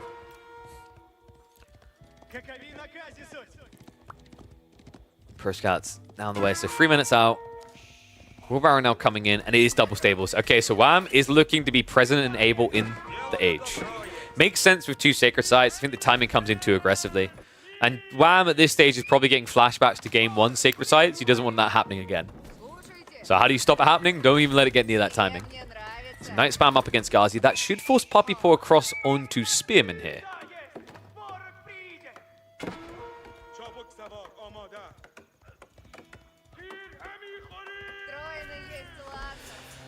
Classic Wham. So guys, these two build hunting cabins more than like any pro level player right now. I've seen it so frequently. They just rely heavily on the passive gold. 2 free hunt cabins in the first few minutes. Good denier there from the Ghazi. Wall is going to be coming up. Now this is big if you can get it online. The Knights right now are heavily outnumbered though. So if Puppy Paw puts them all in one location, he can deny the wall and deny the food as a result. Right now he's a little bit tunnel visioned here. It's almost like Wham threw the hunting cabin out there to buy time. It's only 1 villager on the wall though. It's tricky, right? You can't afford to use more when you're 1 TC versus 1 TC. Puppy Paw. Those spears we talked about have now been queued up. It's going to be the Scholar shuffled across so he can zerg them out. This is all about the timing onto Sacred Sites. He can wall these in quite easily. We've even seen how it's quite feasible to long wall the entire map on Coastal Cliffs. In fact, if you like do the rough maths of surrounding a Sacred Site versus walling across the map with 1 forest in the way, the numbers are actually quite tight. You maybe spend a little bit more wood, but overall, you obviously get the breadth of the map instead of just securing these 2 central objectives.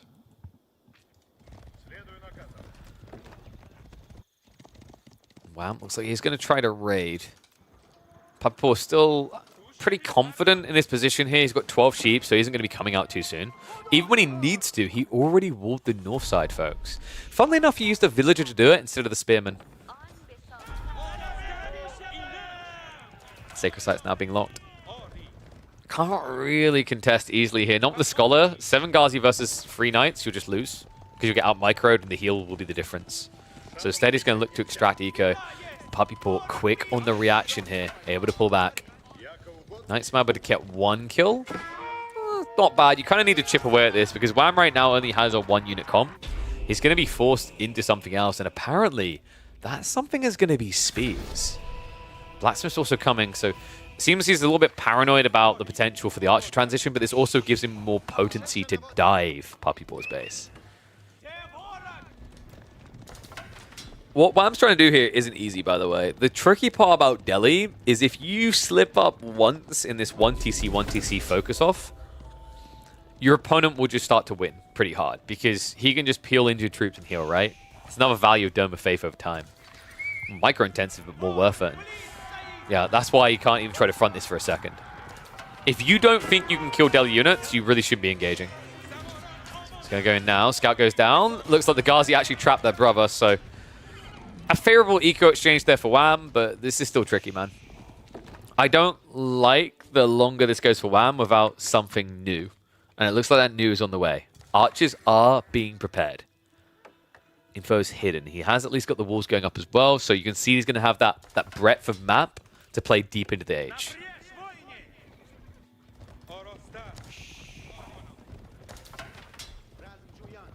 Puppy Paw. Is there a world in which he fast castles? He hasn't started walling the Sacred Sites, which is why it's got me thinking. I mean, once you get to like 13 Scholars, the tech unlocks are so quick. Ah, there we go. It's fast castle. Oh, this is brutal for Wham. If he doesn't read the timing right, he's going to get ran through because the brutality of this Scholar spam being so cheap and so consistent is it gives you very aggressive unlock points on your techs, right? For Wham, it's going to be a struggle to find that dive point because his archer mass is very small right now. The Ghazi are distracting him here. Shiv's come out. Wham making the right choice. He has to deal with this. You can't idle the villagers for anything but fighting. Dive coming in on the other side, but the scout already taken out. That now means that Wham is riding blind. Tech up about to be triggered. It should be your standard House of Learning here. Ghazi still finding targets here. Shuffling from the trees onto the deer. And because your spears aren't out, you're kind of hesitant to bring your archers out, right? It's just the knights. If he gets the timing right, it could be good damage, but I think Puppy's going to build it on the right side, and there it is. And it's a compounded defender build. How intriguing. We haven't seen one of these in a while, but with 2 sacred sites and a timer still ticking, makes sense. Villagers, no textiles. A cardinal sin there from Puppy Paw. So 2 villagers get struck down. A decap is on the way, and it is going to be achieved here. So Wham, he doesn't have to worry about that ticking time bomb. He does have to worry about the castle deli, though. On the upside being, like, they can't play knights, right? So you know your opponent's going to have to play infantry. Because if you play knights now, you have boys fortitude. Your opponent doesn't have the honed blades, right? So the lances aren't better. But you do need to keep pressure up. Otherwise, there's a growing risk that there will be some castle drops to lock in the sacred sites. Yeah, and you don't want to be 3-1 going into a redraft because that means Puppy Paw can throw the 5th game to win the 6th easily. Much more comfortable if you can get that redraft with a 2-2, right? I mean, state the obvious, but there are some interesting dynamics that come out when you're a game behind at that point. Your opponent can essentially give you the runway with a certain pick to get an advantage on the next 2. And no, the Red Monk doesn't want to, like, he's not looking to jump off the cliff. He's just contemplating what it would be like for Delhi to be good on water. But he's not going to know because they just keep getting picked on land at the moment.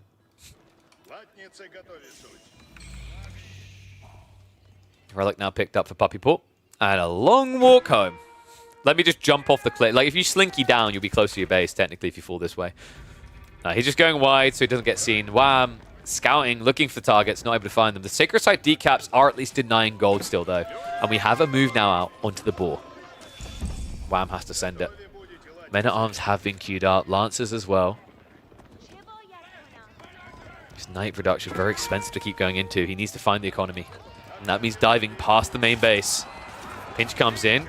Does immediately grab onto the Lancer. Archers are targeting the Lancer as well, though. A bit of a miss micro there. Wham! Oh my god, I think he's got the spears and the archers grouped together, so a mistake being made there. You want to be using those archers on the spearmen here to get in. Yeah, this is step 1 on the route to no redemption. You can't afford mistakes like that when your opponent is building his initial castle units. You need to overwhelm them. That was an expensive fight, an attempt to dive that didn't work out for Wham.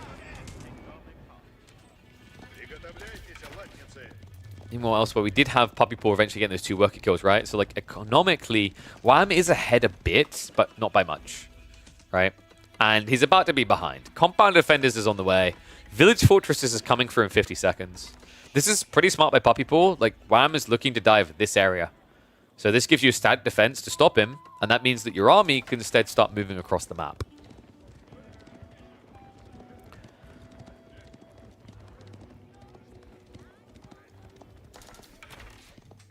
Top of that, second relic also on the way home. I mean, Wham does play blocker to the remainder here. 2 behind walls, 1 with his army nearby. He needs to get that age up fast, though. A high trade house is most likely here. Just gives him more food as the game goes on. And, you know, you have got map control right now. So rushing Abbey of Trinity when your opponent's already in castle doesn't get as much value. Because it's going to have units to block, right? All looking to be breached. Looks like the wall didn't go up over here, though. The difference a patch makes. So many openings still for Puppy Paw to exploit. It's going to be a dive onto the ball. No reaction yet, as he's distracted diving himself. So that's eco losses. Finally pulls away, but now all of a sudden a free worker lead for Puppy Paw, and he has 2 TC. The keep is producing. Breakthrough. This is the most painful part. You knew it was coming. You knew it was a matter of time. You at least now know where it is, but it protects a lot of food still. Has to walk away. High trade house coming in. Get your numbers in on that tree line, folks. Quite a few straggler trees, actually. And also fairly deep into the game, right? So, got kind of equate for the tier. Especially considering he's been gathering boar. Boar that has now been reduced down to 1,300. Castle Roos versus Castle Delhi. I think as you go deeper into the castle, Roos will be better, right? On equal footing. Certain quirks kind of come up, like the Boy's Fortitude is really nice. The better economy with the gathering rate off the trees will last longer than the berries will. But the free text is still like a burst point, especially with the Dome of Faith build at the beginning and midpoint of castle. So yeah, Wham, although he's aging up, he's probably going to find himself on the defensive footing for the next 3 or 4 minutes. Especially with the blobbing that's going on here. The other tricky part is he's going to have to go 2 TC. In fact, he already bought the stone. Aware that because that keeper's up, this is now turning into a bit of a macro game. Puppyport now marching forward. He's going to try to break through the walls.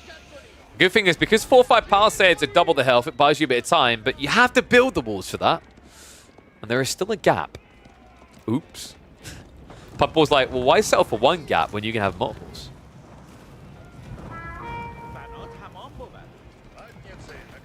Veterancy is on the way for Wham.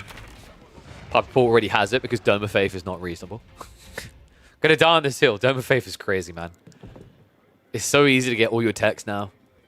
And the trade-off was meant to be longer, but you get it for free. Nowadays, it's just, well, research at the same speed, but also get it for free. I'll say, not able to stop him. Wooden Fortress not able to stop him. The Spearman comes in, but a waste of resources at this stage. And also, that means he hasn't gone for the second TC. And it means he's going to fall further behind. Looks like 3 more villagers going to be going down. Make it a 4th. Puppyport about to have a 20 eco lead. Looking to push him for the kill. Wow, backing up into the choke points here. He only has 4 spears though. 2 men at arms. Like, this is not an army that's going to be able to hold. Usually it's the second wave that's going to kill you, but I think the first wave here for Puppyport is going to be good enough. Yeah, pulls it back a little bit because the choke points is the one area archers can feel good. But with crossbows, archers here, a peeling group of spears to go around the back, I think it's undeniable. 3 relics, 4th on the way home. Puppyport, 1.5 miles ahead in game 4. And it means he's going to be 1.5 miles ahead when it comes to the redraft here in the 2nd edition. We questioned, are we going to have back-to-back champion already this early in the midweek muster? And Puppyport is shaking his head saying no here. Remember, Wham, he won that week 1 in an incredible fashion. And now, on the verge of being defeated in the 2nd final. Tower Elephants just to finish it off, because it wouldn't be a Delhi game if you don't at least get 1 elephant coming out. Hi, Trade House. Whoops, I didn't even see the number. Apologies, folks. Get more predictions in. I can never say if you're right or wrong, but what I can say with great adamant correction here is that Puppyport is now on the verge of winning in 5 games. We head to a redraft next. We might get some more HRE to turn this around, but we're going to have to find out in the next chapter. I'll see you there. True. Don is not wrong. It is a 0 gold high trade house, guys. It got blown up, so it can't give him anything. Whew. Okay, so let me mark that one up. That is going to be a win for the right. 3-1. So we now head into a redraft, which means if you want to grab yourself a drink quickly, now would be the time to do it.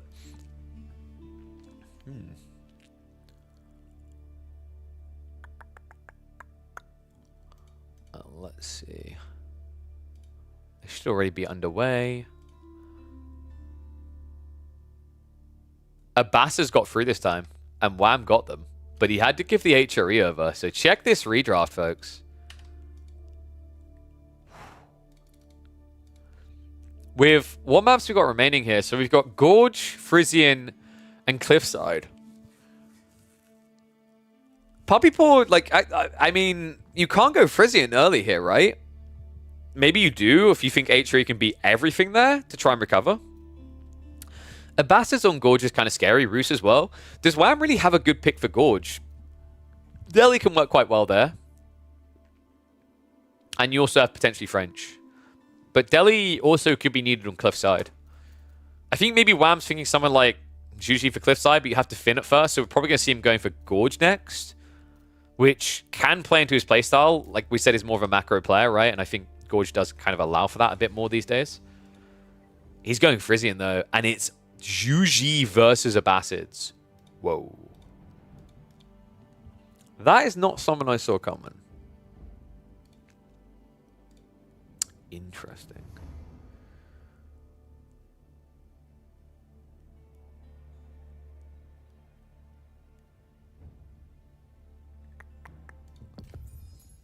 Just confirming. Oh, sorry. Did I put predictions up? No. So we got 5 minutes to go. That actually lines up perfect. Sorry, not 4. 3.5 minutes to go. So if I put a 5-minute prediction now, it would be good to go. What I'll also do is I'll run ads now so you guys don't have to worry about them when we're in game. You're welcome. So we go 1 minute, around a minute and a half ads. Whew.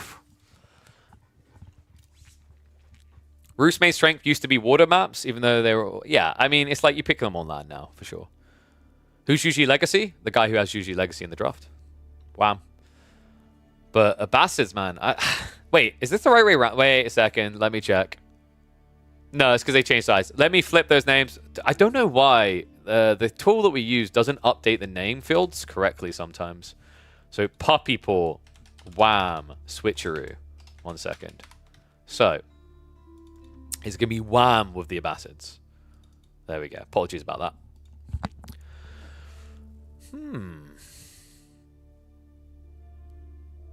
Nice. Also, reminder to players who got in chat. A few of you have already started scheduling games. Get your games scheduled if you haven't already.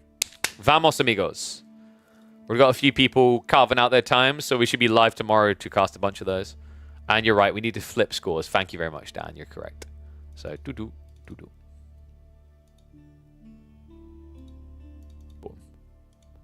So, only annoying thing about this, a lot of it is nicely and smoothly like set up. The process is quite nice. But when you have to flip, yeah, because now that's had like a weird dynamic on the... we're going to probably have to remind players to always bloody enter on the same side. I don't know if that affects the way they draft, though. I haven't double-checked that. Still don't recognize Puppy's game 1 win. That's not quite how tournaments work, Berries. All right, let's get ready. By the way, guys, if you haven't already, make sure you do the 3 things. Follow here, follow on YouTube, follow on Twitter. Make sure you're up on things that happen on Reddit. Also, post these type of epic game moments. Like, they get in the game 1, that is a clippable and shippable moment on Reddit. So definitely get that up there. Because those are the type of moments that let people know that these weekly tournaments, it may only be $300 a week. No, it's still freaking epic. It still delivers. Like, we've talked about this like last week. The grand finals delivered some of the best games we've seen in finals all year. Camel Riders good versus elephants or good against tower elephants? I think Camel Riders can be good against tower elephants, weirdly enough, because of the camel handling. It's a bit weirder against war elephants, theoretically, if you surround them, but I'm not convinced. I think against tower elephants, though, they could be fairly good. It's quite pricey, though, right? Tower elephant versus camel rider, isn't that just 4 to the power of 1? So the issue is if your opponent bulks and he plays in a clumped choke point, then you lose to the elephants. That's always the issue. Like, that's where elephants are like, the counters are fundamentally flawed. Like, when people go, 10 horsemen will beat like tower elephant. It's like, yeah, but when is it only 1 tower elephant? And when is it a tower elephant playing in the middle of the field, right? That's where things get skewed. Same logic with spears. And we've seen like spears are meant to beat war elephants. They don't. They lose to war elephants because the area of saturation is terrible. When you have 10 war elephants versus like 100 spears, you don't have 100 spears attacking. You have like 20, maybe 30.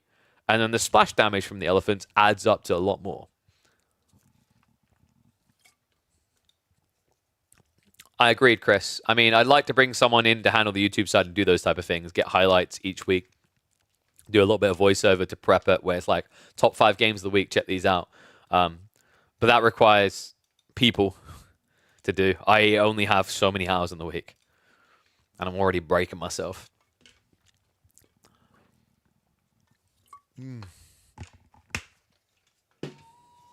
All right, let's get in the game.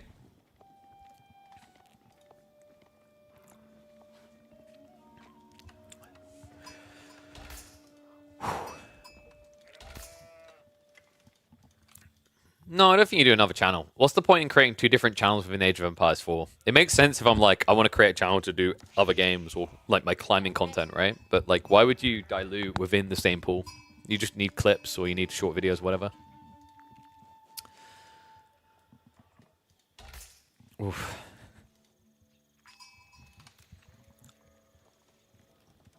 Behold our reigning champion in midweek muster, one and all. Welcome back to the channel, and welcome back to the AoE 4 action. We've got game number 5 here between the Canadian bros, and our reigning champion is at risk of execution. Redraft occurred. We hop into Frisian Marshes. Puppy Paw on match point. 3-1 in this best of 7. Picks the Juji in the yellow. And wham, he's gone for the OP Abbasids. Now, certain people in the community have told us that this is the absolute best of the best of the best. It's time to find out. Definitely a decent pick on Frisian. Historically, the opportunity to trade or just hunker down with Eco can work very well. Can Wham get us another game? Hope so. I picked this up as a very tight series, most likely to go to 7 games, but we find ourselves on shaky ground here now for Wham. And, well, you have to be wondering, when your back's up against the wall like this, for Wham, his mind has to go back to that opening game in this series, right? You want to shake it, you want to just focus on what's next, but sometimes it does dwell with you a little. And looking at this spawn, it's a good start for Abbasids. You're seeing that correctly, folks.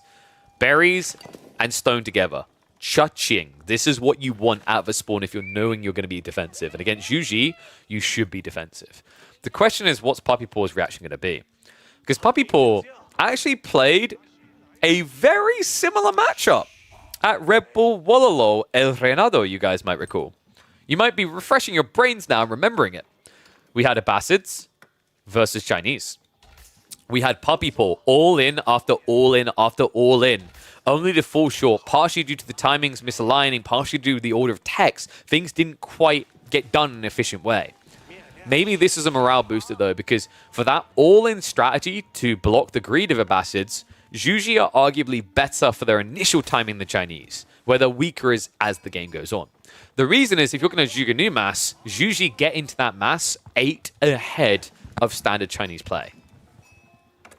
And of course, with a spawn like that, the options open up like the sky's clouds parting. 50 gold, 50 stone, and 36 food. This is possibly the best spawn I have ever seen for Juji on Frisian. I don't think it's possible to get a better spawn. Maybe the berries, but I'm not sure if the code allows those to spawn that close. The only thing you could do better here, folks, is if you minus the stone and added a berry, right? Because then it'd be 72 food. I kind of feel for Wham, but then again, he did get a good spawn as well, right? We talked about this stone outcropping on the back, the berries as well, should give him easy access. Eco Wing is coming in 30 seconds. The wood's already being gathered. Puppy Paw, I'm expecting a very aggressive timing into archery ranges here. That's crazy. I mean, that is the best spawn I think I've seen for Frisian for this Civ. New record on this map, I think, is the appropriate way to title this one.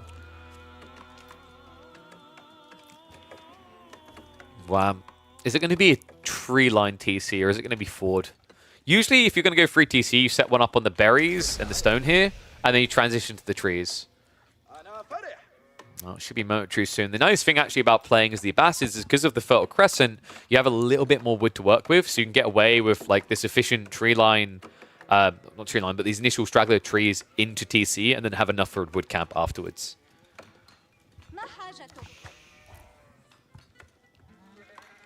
I think he's going to do 3. Like, you do 1 on the berries and 1 on the trees, but then again, remember, Wham was sitting in the booth with me at Red Bull Wololo, casting his bro, trying to break this, seeing how it failed. So, like, there's a very interesting take you can, like, divide from this on both sides. They both would have learned huge lessons from that matchup between Marine Lord and Puppy Paw. Of course, Puppy Paw didn't have the moment to review it. He had to review it afterwards, whereas Wham maybe has looked at it a bit more as he was casting it live, seeing it all divide, seeing it all unfold, rather. But yeah, Lumber Camp coming in. TC has been dropped, and that is an aggressive TC. He opts for the gold and the fish. I actually like this. This is pretty cool, because you know that the Zhugnu all-in timing should be coming. You don't want to be going free TC. It's far too greedy. It gives more of an opening for 4 rams into a break. However, is this actually a Zhugnu all-in? Because I'm seeing a lot of stone and a lot of wood. We have 2 TC from Juji. That is a weird and funky ego chow, if I've ever seen one. 2 TC into a Bastards. I mean, in fairness, unless it gets scouted, which it just did, Wham could go back onto the stone now, guys. He could even just cancel the stables and go into extra TCs. He might be looking to go stables to block an aggressive TC, but, I mean, there's no value there, right? It's not going to exist. So, yeah, a little bit surprised he actually didn't cancel this out. Yeah, the reason you do it in Tang Dynasty is if you wait to get Song Dynasty, you're going to be too far behind eco-wise compared to a Bastards. Like, rushing Song here leaves you open to a rush. And her Bastards aren't that terrible at, like, getting that kind of stranglehold, right? On top of that, just by going 2 DC, like, the bigger delay, you have less and less food to work with underneath your town center. Credit to him, though, he got a really good haul. 16 sheep to 26. Huge lead there for Puppy Paw. I mean, options really were there. 2 TC, fast castle, all in. He had the economy to do so.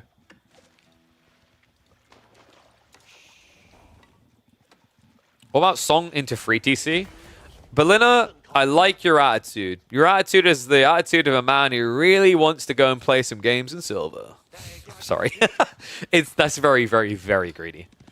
Think about it this way. If you calculate the maths, free TC at Bastards spends less on villages than you spend on 2 TC as other civs. And you're going free. But why are you going free?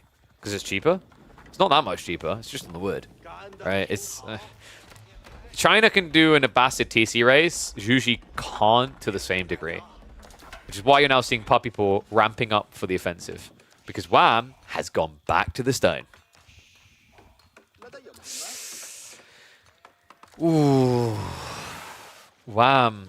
What's the Camel Archer plan here? I mean, he's worried about spears, right? And you don't really want to play into archers. Even though you're a Bastards, you haven't gone for the military wing, so you don't have the extra health. So I kind of get it, but Wham's comp needs time. The dirtiness about Puppy Paw's comp is it ramps really fast because now with 2 TC, he could actually just add in an extra imp official to supervise this production. What's the cost of a Bastard TC? It's like a 35% discount raw, right? So 260, 227. Whereas with Zhuji, you get, was it 35% now? Just off of the wood. So you save, I think it's like 120 or 140. And we have another TC super deep. This is crafty, actually. One of the biggest problems with Bastards is when this timing comes in from Zhuji, all their economy stops. So, Wham, yes, there's a risk he could lose this town center, but if he loses this one, these two are unharassed. If these two get focused on, Wham still has a nest egg hidden away. This is cool. I mean, the Bastards aren't really renowned for playing this wide. Even on Frisian, right? They like to be tight at home. To reference that Marine Lord game again, you remember he built free TC in his base, if I recall correctly? I can't remember if it's 2 or 3. I think it was free TC. He built 1 on the Ford resource, which was gold, and then 1 on the tree line. And then hunkered down. Puppy Paw, of course, with the immobility of the Zhuge, even if he knows about it, moving out there just takes away from your timing. Undermesh is now on the way. Yeah, he's got the Steeled Arrow. And then we should be getting Siege Engineering afterwards, because he's not in position yet. But the timing has arrived. He's marching forward. Wham, meanwhile, has started to prep the archers. Makes sense. Camel archers only if you're going to raid. Archers if you need to defend. It's just more cost-efficient to bulk. And also more time-efficient to bulk. Looks like he's going to dive in. Horseman will look to slow things down a bit. There was an attempt to grab the villagers. Not able to in the end. Another cool thing about this, compared to the Marine Lord game, this is going to likely be a stronger hold for Wham because Marine Lord in that game, I believe, never got onto the fish before he saved himself defending successfully. Wham already has the fish. 1 food gathering a second. Best gathering rate by default you can get in the game.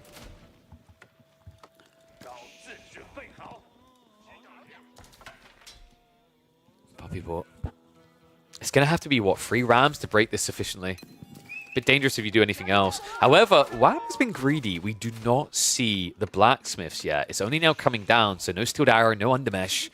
Likely you're going to have to go Undermesh first. You could actually lean Steeled Arrow, though. The reason is your opponent is going to be diving into the TC. Yeah, there we go. And you're going Archer Mass. So yeah, you can beat your archers, but what you can do is you have slightly more range, and you can edge that range to force Zhuge to A-click into your buildings. And wait, did he scout it? He knows. The walls go up. This could turn into a trap, though. Keep in mind, Puppy Paw's going in. But yeah, he has to realize, right? If the wall is up here, he can get sandwiched. Horseman coming. Wham is mobilizing. He has the numbers. Puppy Paw may have overextended. Backing up now, but maybe a little bit too late. The second wave is coming, but they could actually be a little bit too late to save the fourth party here. Wham will start to poke. It's a good start for him. Still Arrow not there yet. So there is a big tech advantage for Puppy Paw, but he needs to target the backline of archers. Focus fires them down. Horseman essentially being ignored here. Steel Arrow still not in. So this expensive fight for Wham. Yeah, that was not the exchange he needed. The timings just didn't align in this game. What was that? 7 units going down, killed like 4, maybe 5. And now the Rams are coming. And what is up, Zeltwanger? Thank you very much for the bits, mate. Well, we might be about to see Wham's TC blow into many bits here. Textiles is coming. He's going to have to use the villages here. You have to be very efficient about it. Now, Puppy Paw, I think last time he done this, keep referencing the M-Lord, but it really was the last time we saw. He went 2 Rams, right? His third was delayed. Not making the same mistake this time. A later timing, but if you go 3 to 4 Rams, you can break this. Less difficult. Do you like 2 TC from Puppy Paw, or would you prefer 1 TC all-in? I think 1 TC all-in's a little bit tricky, depending on the spawn, right? Like, I think 2 TC Abbassids can actually defend that. Maybe I'm wrong on that, though. Like, it's tighter. I can kind of see the thought process from Puppy Paw, but he probably could have done 1 TC just because he has so much sheep, and there's no flank attack risk, right? But still, because of this, look at the eco. It's only 6 difference. With the Meditation Garden, with the other details, the Juji aren't behind. And now the dive's going to come in. 3 Rams. An open TC to assault. Wham went mass archers to defend. He needs the villagers to clear these Rams. And because the dive is so relentless, there's no opportunity to repair here. Wham! Gonna lose the town center. Shuganu now trying to target down. Not gonna be able to clown car. There's more villagers being pulled, but it's too little too late. The Rams take out the first blocker. Horseman unable to intercept. We even now have Palace Guard coming. This is that's 4-1. Like, there's no coming back from this. It would require Puppy Paw to back up and do nothing. 60 to 34 military. The eco lead now with Puppy Paw. This second town center doesn't matter. The timing is just too aggressive. Blacksmiths goes down. Doesn't really need it for anything else, but it's raw archers, and that means that you don't have any solution to Rams. That means you're going to get pop blocked. And blocked at the opportunity of going deeper in this series. Oh, man. So that means we have changed champion for week number 2. Pretty brutal end, but kind of cool to see Puppy Paw learn from the past. I mean, you could argue that Meditation Garden was outrageous, right? Like, Wham did get a decent spawn with the gold and the fish, but it's on the forward side. He got the good spawn of the stone at the back. So, in fairness, both of them got a slice of it. But in this matchup, where your timing is more aggressive than China, where you get a Meditation Garden like that, you've got to be feeling like you cashed in on the RNG. Well-earned victory nonetheless. Puppy Paw now moving on to the House of Wisdom. Archer mass, nowhere near good enough. Look at this. It's 48 archers versus 45 Shuganu? You're not going to win that. Damn. Well, I think this one might still make it up on the channel just because of the similarities and the differences of the outcome between the previous time we saw Frisian with Abbassids versus Chinese. Epic series, nonetheless, especially the opening games. You haven't seen them, make sure you check the VODs here. But let me know what you think. Like, Puppy Paw, you know, what could a Wham have done differently here? Maybe gone into the Horseman earlier? Played off of the fact he had a lot of food, stayed on 2 TC. It's a possibility it could have helped him. But you still have that issue of Puppy Paw just rushing spears and rushing to you eventually. It's a tricky one. I think Shuganu massing can still really unravel the best of players. Timing very specific, but nonetheless, a good timing all the same. More houses being taken down, and all of a sudden, the map getting very claustrophobic for Wham. Oh, so that means that Puppy Paw is going to be top seed. Wham will be second seed. So they actually are top rankers. I have heard rumors that there might be some other top rankers looking to join in after or at midweek muster number 4. Excited to see more players picking this up. And hopefully maybe some new fresh while making deeper runs as well. Nonetheless, I think we can say that like some of the up-and-comers getting some games off these top players already shows signs that the midweek muster is delivering what it needs to. And I think that is now going to be the killing blow delivered. Poppy Paw teching up with the Shaolin Monastery. He'll be able to supervise into veterancy. Wow, it's so demoralizing as well. He's so close to having enough archers to at least try to fight, but there's no hope here. GG comes in. Poppy Paw will be your midweek muster #2 champion. He snatches away from his bro and denies us a back-to-back winner.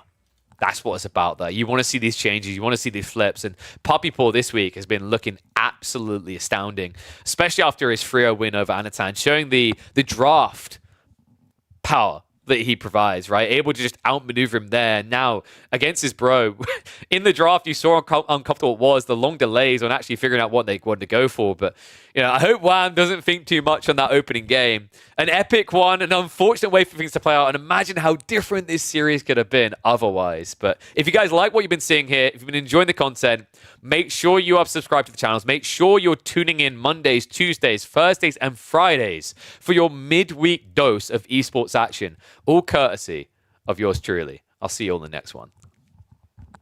Oh, man. Would have been interesting if Wham didn't throw game one. I mean, you say, for like, yeah, it was, I mean, throw is like the word, but sometimes it feels weird. The thing in that situation is, like, it's very easy to get tunnel visioned and panicked in that moment, right? It happens sometimes. But yeah, it was a rough one. I'm sure he'll probably laugh it off. It won't haunt him too much. But yeah, it's just an unfortunate way to end up losing the opening map. Especially considering so often, like, these opening maps really can set the momentum in finals, in any series. We've been saying, especially in the best of threes, is why I want to try and upgrade one of the earlier rounds to best of fives, is like, you can get an overwhelming advantage in game 2 if you win the opening, which makes sense when you say it out loud, but when you think about the dynamics of best of threes in particular, you see where I'm going with that, right? It's like you can essentially bait your opponent by throwing away something silly. A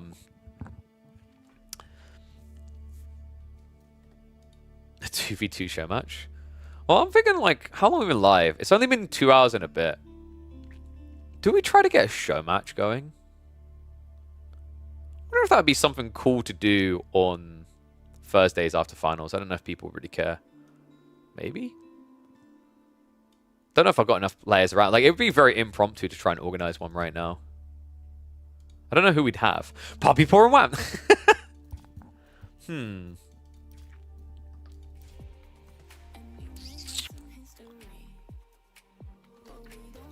What would have been cool, actually, is to organize, like, a show match afterwards, maybe even before, between, like, Anatan and Dimu, for example. But I don't think Dimu's around. Or at least, like, yeah, he usually gets off by now, right? So that wouldn't be an option.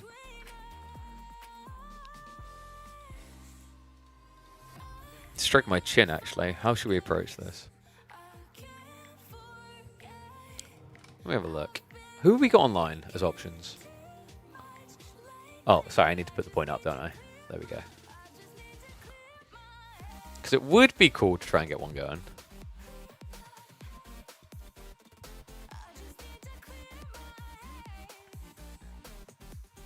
I don't think we go for the 2v2 angle.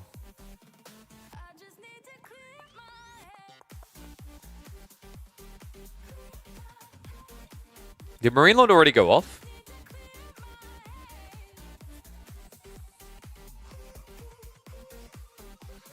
I don't know, I'm trying to think, like, what the best way to do this is. Like, ideally, it would be cool to have semifinals, like, before finals or something. I feel like we need something. It's tricky. But it's like, do that many people care if there's someone before finals, or do people just turn up for finals?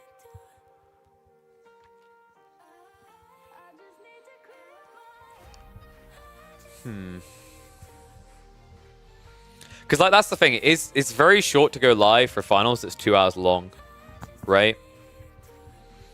Do you do the 4v4 20 finals already? No. But, like, are we going to have this discussion again about how fickle people are? People just don't care about replays. Try game for third place? Yeah, before the finals, right? And then maybe, like, you say finals can be a little bit later, so they start at, like...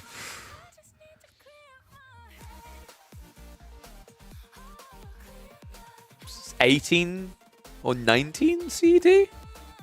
Well, obviously, well, they have to start afterwards. We get, like, roughly, you kind of gauge it for that. What's the prize split for each week? So the prize split is $125 for first place, $75 for second place, and then 50 equally for third and fourth, because obviously it's only single elim. Don't know how we'd like make that work. We'd have to redistribute the prize pool a little bit, but then you'd have like what would how would you impact that? I don't want to make it more top heavy. If there's a little bit more money, but I mean, dude, we're already spending $9 grand on this, so it's like,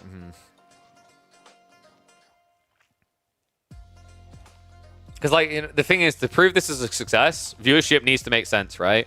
And it's like, I think, for example, our viewership today is now lower than it was on Tuesday. That's not a good look. I don't know. Like, it's actually a really rough look. Tuesday was crazy. Yeah, we had a decent amount of race, but like, I'd say like even Monday's viewership, I think, was higher. It's like, I'm trying to think what we do to solve this issue moving forward. Because it's gonna, like, it's... So, for those who don't know, I set some goals in mind. So, one of the goals was... Oh, what is up, TJ? Sorry, I didn't see the last sub as well. Thank you, mate. Appreciate the 2 subs. You're absolute legend. Thank you, thank you. 240 hit! Let's see if we can hit 250. But, like, how many people do you need to make sustainable? Jesus, that thing's loud. So, I think I talked about this already, and I don't mind talking about it again, because I think it's, like, important to really emphasize to people. And this is why it's important to share it around, right? Let people know what's going on. Monday was a 2 US holiday. I mean, yeah, but like Monday, obviously Dimu's not on, right? It's just less competition for viewership. Is the thing, just realistically. The thing is, where I wanted to be is, I think I said by week 6, I wanted the average viewership across the week to be like 400. And I wanted the finals to be like 450, 500 average for the day. And then I think I said by week 15, the goal is to be up to like 700, 800 average viewers, right? So we're, I mean, here, I'll viewer shame myself. We're not hitting those, like, we're not on a trajectory for that now. It's only 2 weeks in, so it's hard to gauge, right? But like, once you're 3 or 4 weeks in, then you can start to paint the picture on whether it's pretty or not.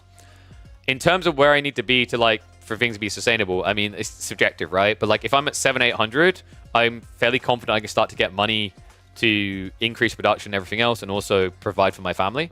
But like, you know, viewership is up for sure. But like, this was the first day of midweek muster where we peaked at 550. Tuesday we peaked at 575, right?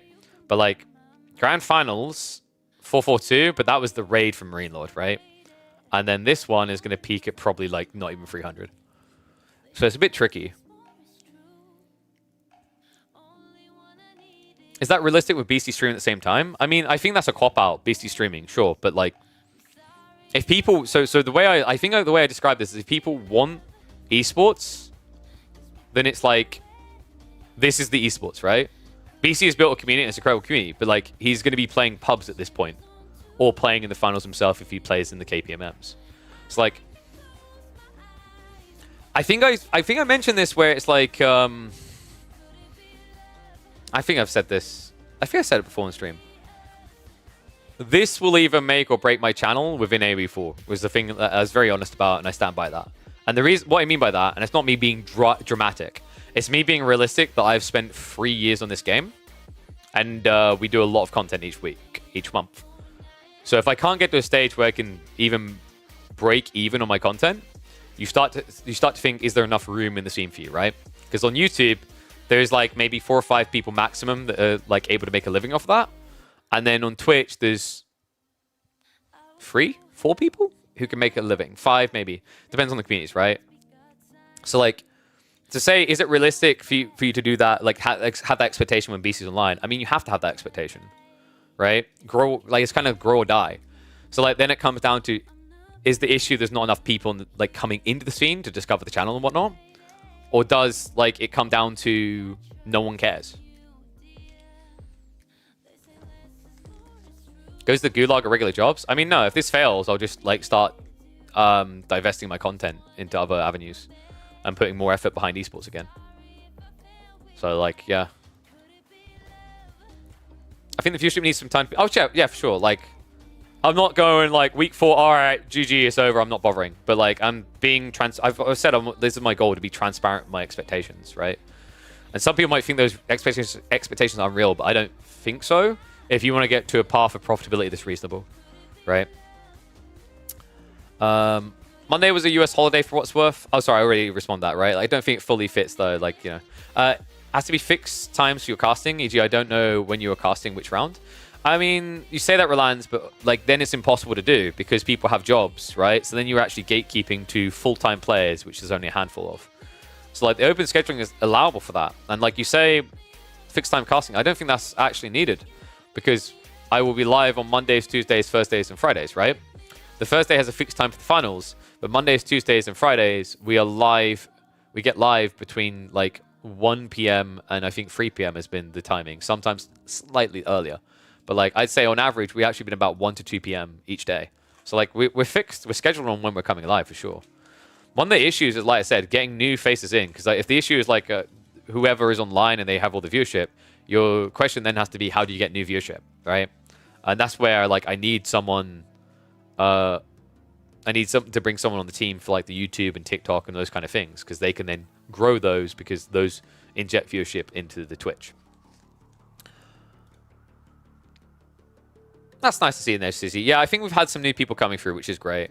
Like I said, I'm not, and like, don't take this wrong of like, oh my god, KP's whining because he hasn't like succeeded and been an overnight star from starting this tournament. No, like, it's just me being honest because people are asking about like viewership and whatnot.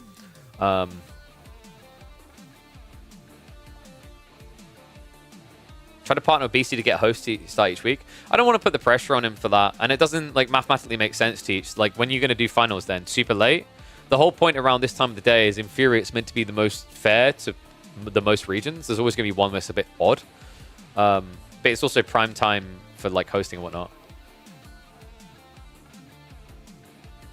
I know it's not the most important for you, but together with Emerald casting in French, Vortex in Spanish, Lash in German, your channel, that's actually about 1,000 people watching. That's true, Rolans, but the thing that matters there is that only equates if you can get them to then use any sponsors you bring on their channels, which you're going to have clashes. So, for example, if I go and get Red Bull as a sponsorship, not saying they're going to come, but like if I did, right? Marine Lord can't have Red Bull because I'm pretty sure they are sponsored by Monster. So you see how this already becomes a conundrum. So you can provide a clean feed, but you might also still run into issues there with some of the people trying to do it. And also, until you're at a scale where, like, watch partying... Okay, maybe they don't have a Monster then, so maybe it work. But, like, if they did, right? The other issue is, until you're at a scale, it's very difficult to... what's what I'm for? Until you're at a scale, it's very difficult to sell people on the watch party idea. Have I had a chance to look into the new home? A little bit, but obviously it's not out yet. So, yeah, I'll keep an eye on that for sure.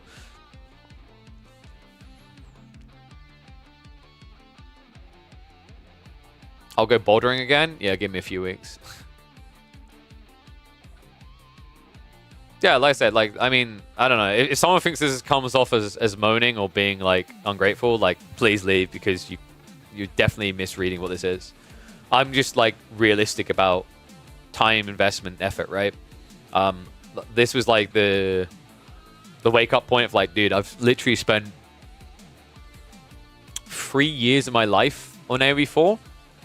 And I'm not sure...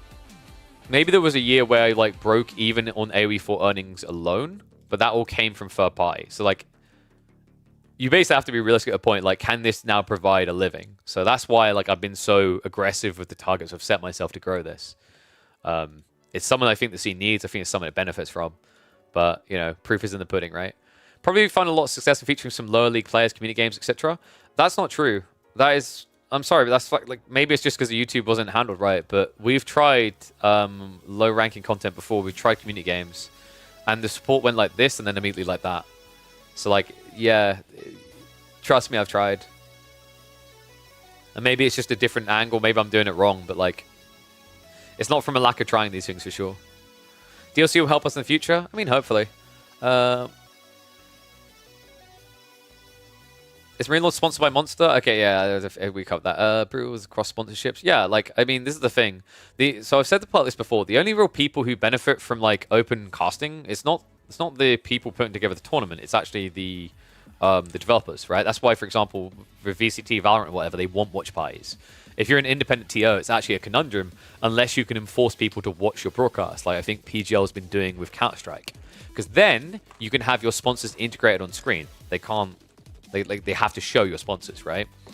But if you can't force that style where they have to watch your broadcast to watch the games, then yeah, getting sponsors on board with the idea that like, hey, this other caster gets like 400 viewers and this one gets 2,000 viewers doesn't work. Not on the same degree. It can if you have a deep relationship and they trust you on the integration, but it's much harder to sell. Much, much harder. Cross-language casting could work, though. Definitely a bigger market. But yeah, like I said, I mean, obviously, you know, the prize pool has come from World's Edge to make this happen, right? But as I've explained to people, like, there's a lot more than just a prize pool that goes into an event. If you want, allow me, I can cast some replays on the YouTube to promote the tournament. I mean, go for it, man. Go for it straight. You have, like, if you go onto the midweek muster pages on StartGG, there's some content creator guidelines to follow. As long as you follow them, you can do what you want, right?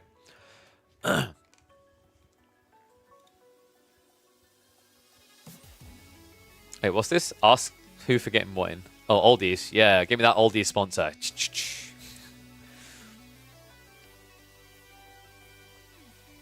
Well, so to the whole point of starting YouTube, well, that's the thing I've said about Twitch. Twitch is like, you need your YouTube, TikTok, and whatever else doing well. So like, I need to figure out that part. I need to get that part sorted. Because otherwise, those are always going to be the blockers to growth, because Twitch is just not reliable for growth. No offense, like, I want my Twitch to be big, but you don't build Twitch off of doing Twitch, if that makes sense, guys. If you think, like, sometimes people discover you through Twitch, but, like, I mean, for a start, like, YouTube compared to Twitch in terms of, like, safe, like, earnings or whatever, most people would lean YouTube. Like, I've talked to a lot of YouTubers and Twitchers over the years, and a lot of them would say that, like, if you talk to the Twitchers and the YouTubers behind closed doors, like, the YouTubers seem a lot more comfortable where they are. Which makes sense, right? So, like, I need to figure those things out to grow Twitch, though. YouTube, TikTok, Twitter, like, these are how you grow. Like, this has always been the way that Twitch has been. It's been a complaint point for many years, is that Twitch does nothing for growth, right? There are many people who are stuck at 10 viewers who provide higher content than, say, someone at 200 viewers, right? But the difference is the 200 viewer utilized a different platform. Or is a legacy, right? Reach out to Turin for advertising 20. I mean, I don't want to I don't want to be in the situation where I'm like begging people for advertising and giving them nothing in return. That's not fair to them, right? A lot of people in the chat ask if it's a show match. Lots of people aren't aware. Well, this is the thing. This is why I've been atting the players and reminding them. And it's not just that player or this player. Like, there's been multiple cases. If you guys are going to stream a perspective, you need to put KillerPigeon's midweek muster in your title. It's literally in our rules. And also, you need to at this channel. So, at KillerPigeon's midweek muster. That's one of the very few things we ask of people streaming the tournament. And then, of course, you need to have a command, which is !KPMM, that will tell people about the tournament. So, yeah, pretty low requirements for people to have access. Ever thought of a co-caster? I mean, dude, like, I want to bring in co-casters, but I don't want to have, like, people frequently coming every week and doing it for free. That's not fair. The goal originally was to get enough funding to be able to pay co-casters at least a little something to come in on the finals, but the money isn't there yet. Marinelo didn't do that? I'm pretty sure Marinelo did. Marinelo just consistently each week had KillerPigeon's midweek muster. He might need to do the at KillerPigeon. But yeah. And yes, Patrick is correct. We are active on YouTube. I've been creating content on YouTube fairly consistently for 3 years. But I think our best month ever has been like 70 or 80,000 views. And that's with posting 2 videos a day. So yeah. Something needs to change on the YouTube side. Not shaming the people who watch. I'm talking about like how I grow it, per se. I don't know. Like I don't know. People can say if they just don't like me talking like this, like, oh, this is just putting down the mood. That's not my goal. I'm not looking for a, well, this was an underwhelming tournament talk at the end. More, it's almost like I'm vlogging my experience with running the tournaments from my POV. I also try to move the day of the finals are played, have them the day after your day off. Also kind of breaks momentum. Like semis on Thursday and Friday for finals? Maybe. I think my concern is some tournaments run like qualifiers on Fridays, right? I think historically that's happened. So I wanted to be conscious of that, and I didn't want to mess with that. I mean, it's something we could explore. It kind of could make sense because people get hurt, but then, like, I don't know if it does change the viewership that much if we're still in prime time, right? Because, like, on a Friday, more people are probably out drinking and whatnot. Then again, maybe I'm wrong, right? Like, boomers just got to get home to the family, and zoomers, about 26% of them don't even drink. So maybe there's something to that. Off of poster videos or stream on YouTube? What, the viewership? YouTube like does pretty well on the viewership. I think we've been averaging like 30, 40, sometimes 50 viewers. I think this peaked at like 75 to 80 viewers. And yeah, I know it takes consistency. But like I said, you know, I've set myself goals and we'll see if we hit them, and then we'll review what we do when we don't, if we don't. My hopes is we exceed them. Maybe market for AoE4 is small. I mean, yeah, the market is small, but like the viewership is theoretically there. So like, this is a tricky thing that I think is deceptive with AoE4 for anyone who's trying to grow after the fact of the surge. Beastie has built a very cool community. Dumu has built a very cool community. EGC has built a very cool community. Drongo has built a very cool community. They built in the early days, and it definitely has longevity to it, right? Like if you think about like mathematically how many subscribers versus followers versus how many people tune in, sort of thing. So it's like I think there's a lot of people that come to these directories for those people, right? Like when EGC goes live, how many people tune in versus when whatever other tournament goes live? I don't think there's many people as you'd think consistently day to day watching AoE4 and its ecosystem versus coming through when something they supported or followed before goes live. I saw you show some, but was busy. What is your breakdown of viewership? Is it possible that the Americas just don't log in as it's weekdays and they work at school? Possibly, but that's why we also started to hit towards like 1 p.m., 2 p.m., right? At the beginning, and then go between 4 and 6 hours. So we're kind of hitting both regions now, really, in theory. But I'd also point out that the majority of viewership is actually European-based, not American-based. America makes up about 25% as a region. Europe makes up 50%. And that's like, I think almost everyone's demographics align with that. There might be, obviously, if you're talking about like when Puppy Paw is live at like 10 p.m. Europe time, yes, it's going to be NA Wade. But in terms of like clump viewership available, AoE4 is still predominantly European.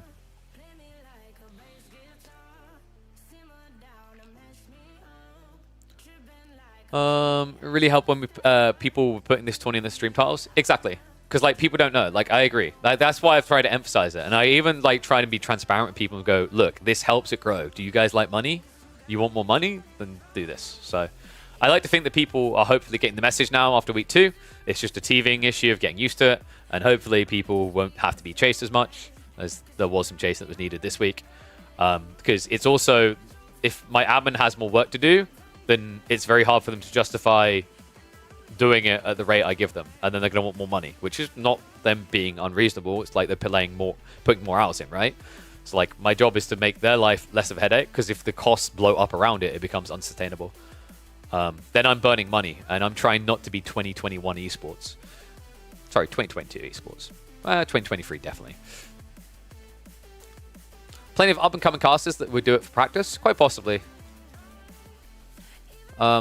The problem is like what it gets treated like at that point for finals. It's a mixed thing for sure.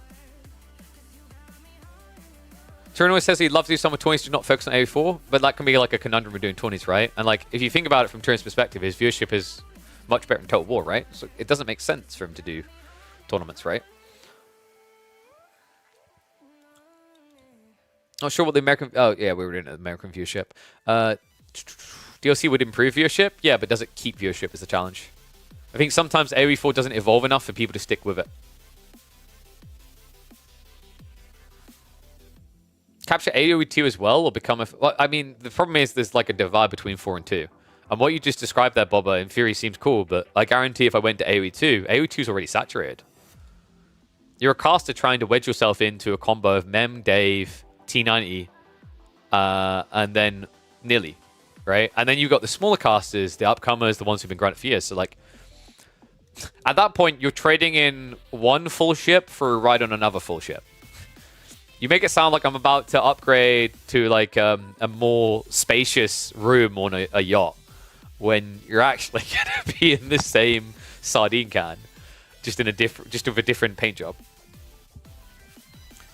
Talking earlier about maybe a warm up, yeah, I think like it needs to happen. It just doesn't make sense going like I'm even just like staying alive longer because at this point, screw it, might as well. I actually think I'm driving my viewership average down. See, I don't like that I have to focus this much on numbers, but like that's why I want to be at a healthy size where I can actually just know that I'm going to be able to make it profitable, and then you just don't panic. You'll probably never stop looking at the numbers to a certain degree, especially considering like I understand the sales side and everything behind the scenes, so I'm looking a bit more.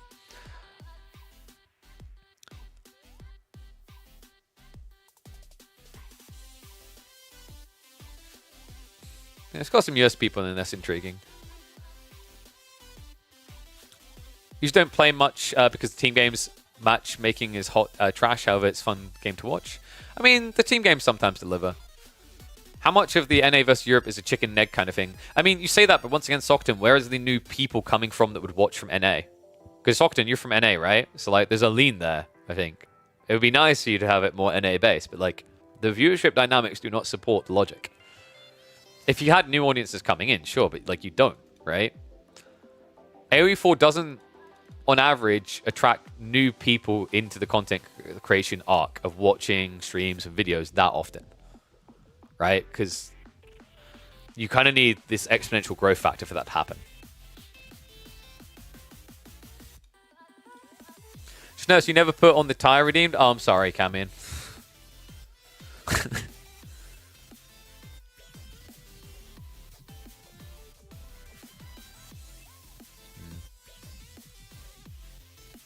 It's like part of me wants to say like, let's go cast some pub games now. My brain thinks it's weird and it breaks the dynamic of we just had a grand finals. Am I wrong for that? I don't think people would even really like. Once again, I think like the viewership would just trend down because now it's like we've gone from high stakes cool crap to like pubs. I don't think I have anyone that we could probe about a show match today. So maybe we do just round it out soon. Some pubs, you mean?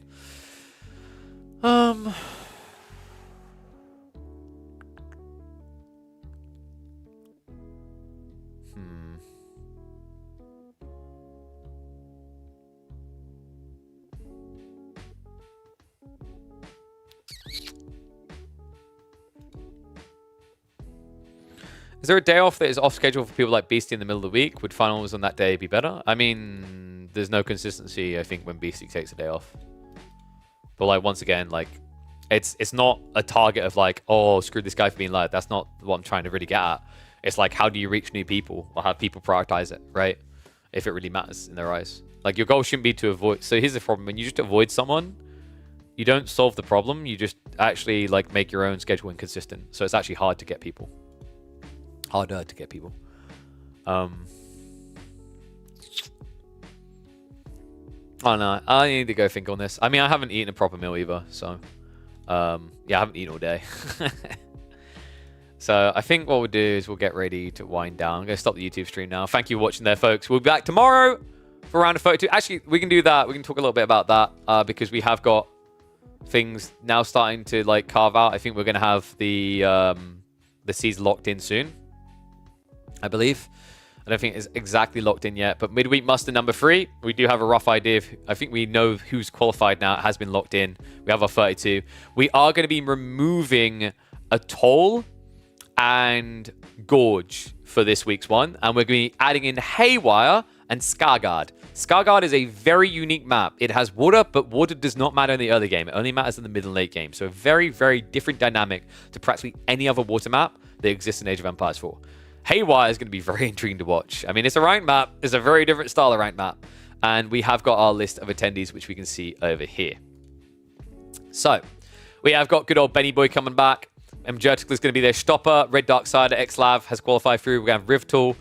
Civilite Turner, I haven't seen that person. So, we've got new names turning up again. Proof that this format does work for one of its intents. Chuck Francis, Anavaku, Mio Micah, Stay Frosty, Mahodo, Wham, and Papa Polka's to be back. Louis MT is going to be coming back. Myriad, Elyona, Kiljadi, Voldemar, B, Gully Deckle, Dragavant, Crackety, Cat, Lash, A lot of familiar faces, a lot of known quantity here. Anatand, MSN, Core finally remembered to sign up early enough. Deniski is going to be making his first appearance, I believe this is. And then we got Knock Knock, also I think first timer. Julie Beck. Wait, did Julie Beck qualify in? Damn, Julie, look at you go. So Julie Beck, one of our viewers, our regular viewers, is going to be making an appearance in week number 3. That's awesome. And Bit Cousin making a return for 2 weeks in a row. So yeah, got a nice mixture of known faces coming in. We're getting some fresh faces shuffled in and out, but this is the whole point, right? Give people who are aspiring a chance, which is really cool to see. We do have the seeding as well, so we can dissect that a little bit more. Thank you very much, Mr. Tube. So we have a look here. There you go. So Puppy Paw is going to be our first seed, Wham second. And then we get down here. Yeah, Julie Beck slid in there. Hosen. Oh, he got beat there. So the way this would have worked, by the way, Hosen was just a sliver from qualifying. What happens in the end here is because we shuffle between qualifying based on ATR and qualifying based on 1v1, Julie slid in past him based on the 1v1 rankings. So really tight. In fact, you know, yeah, you can see some spots where he almost made it through. But keep on grinding, Host, man. You were so tight, so close. Soon. But yeah, that is going to be our list, though. I think we'll probably get ready to round out and raid someone. Much love to the YouTubers. Thank you very much, guys. Appreciate all the support, and hopefully I'll see you tomorrow when we kick off the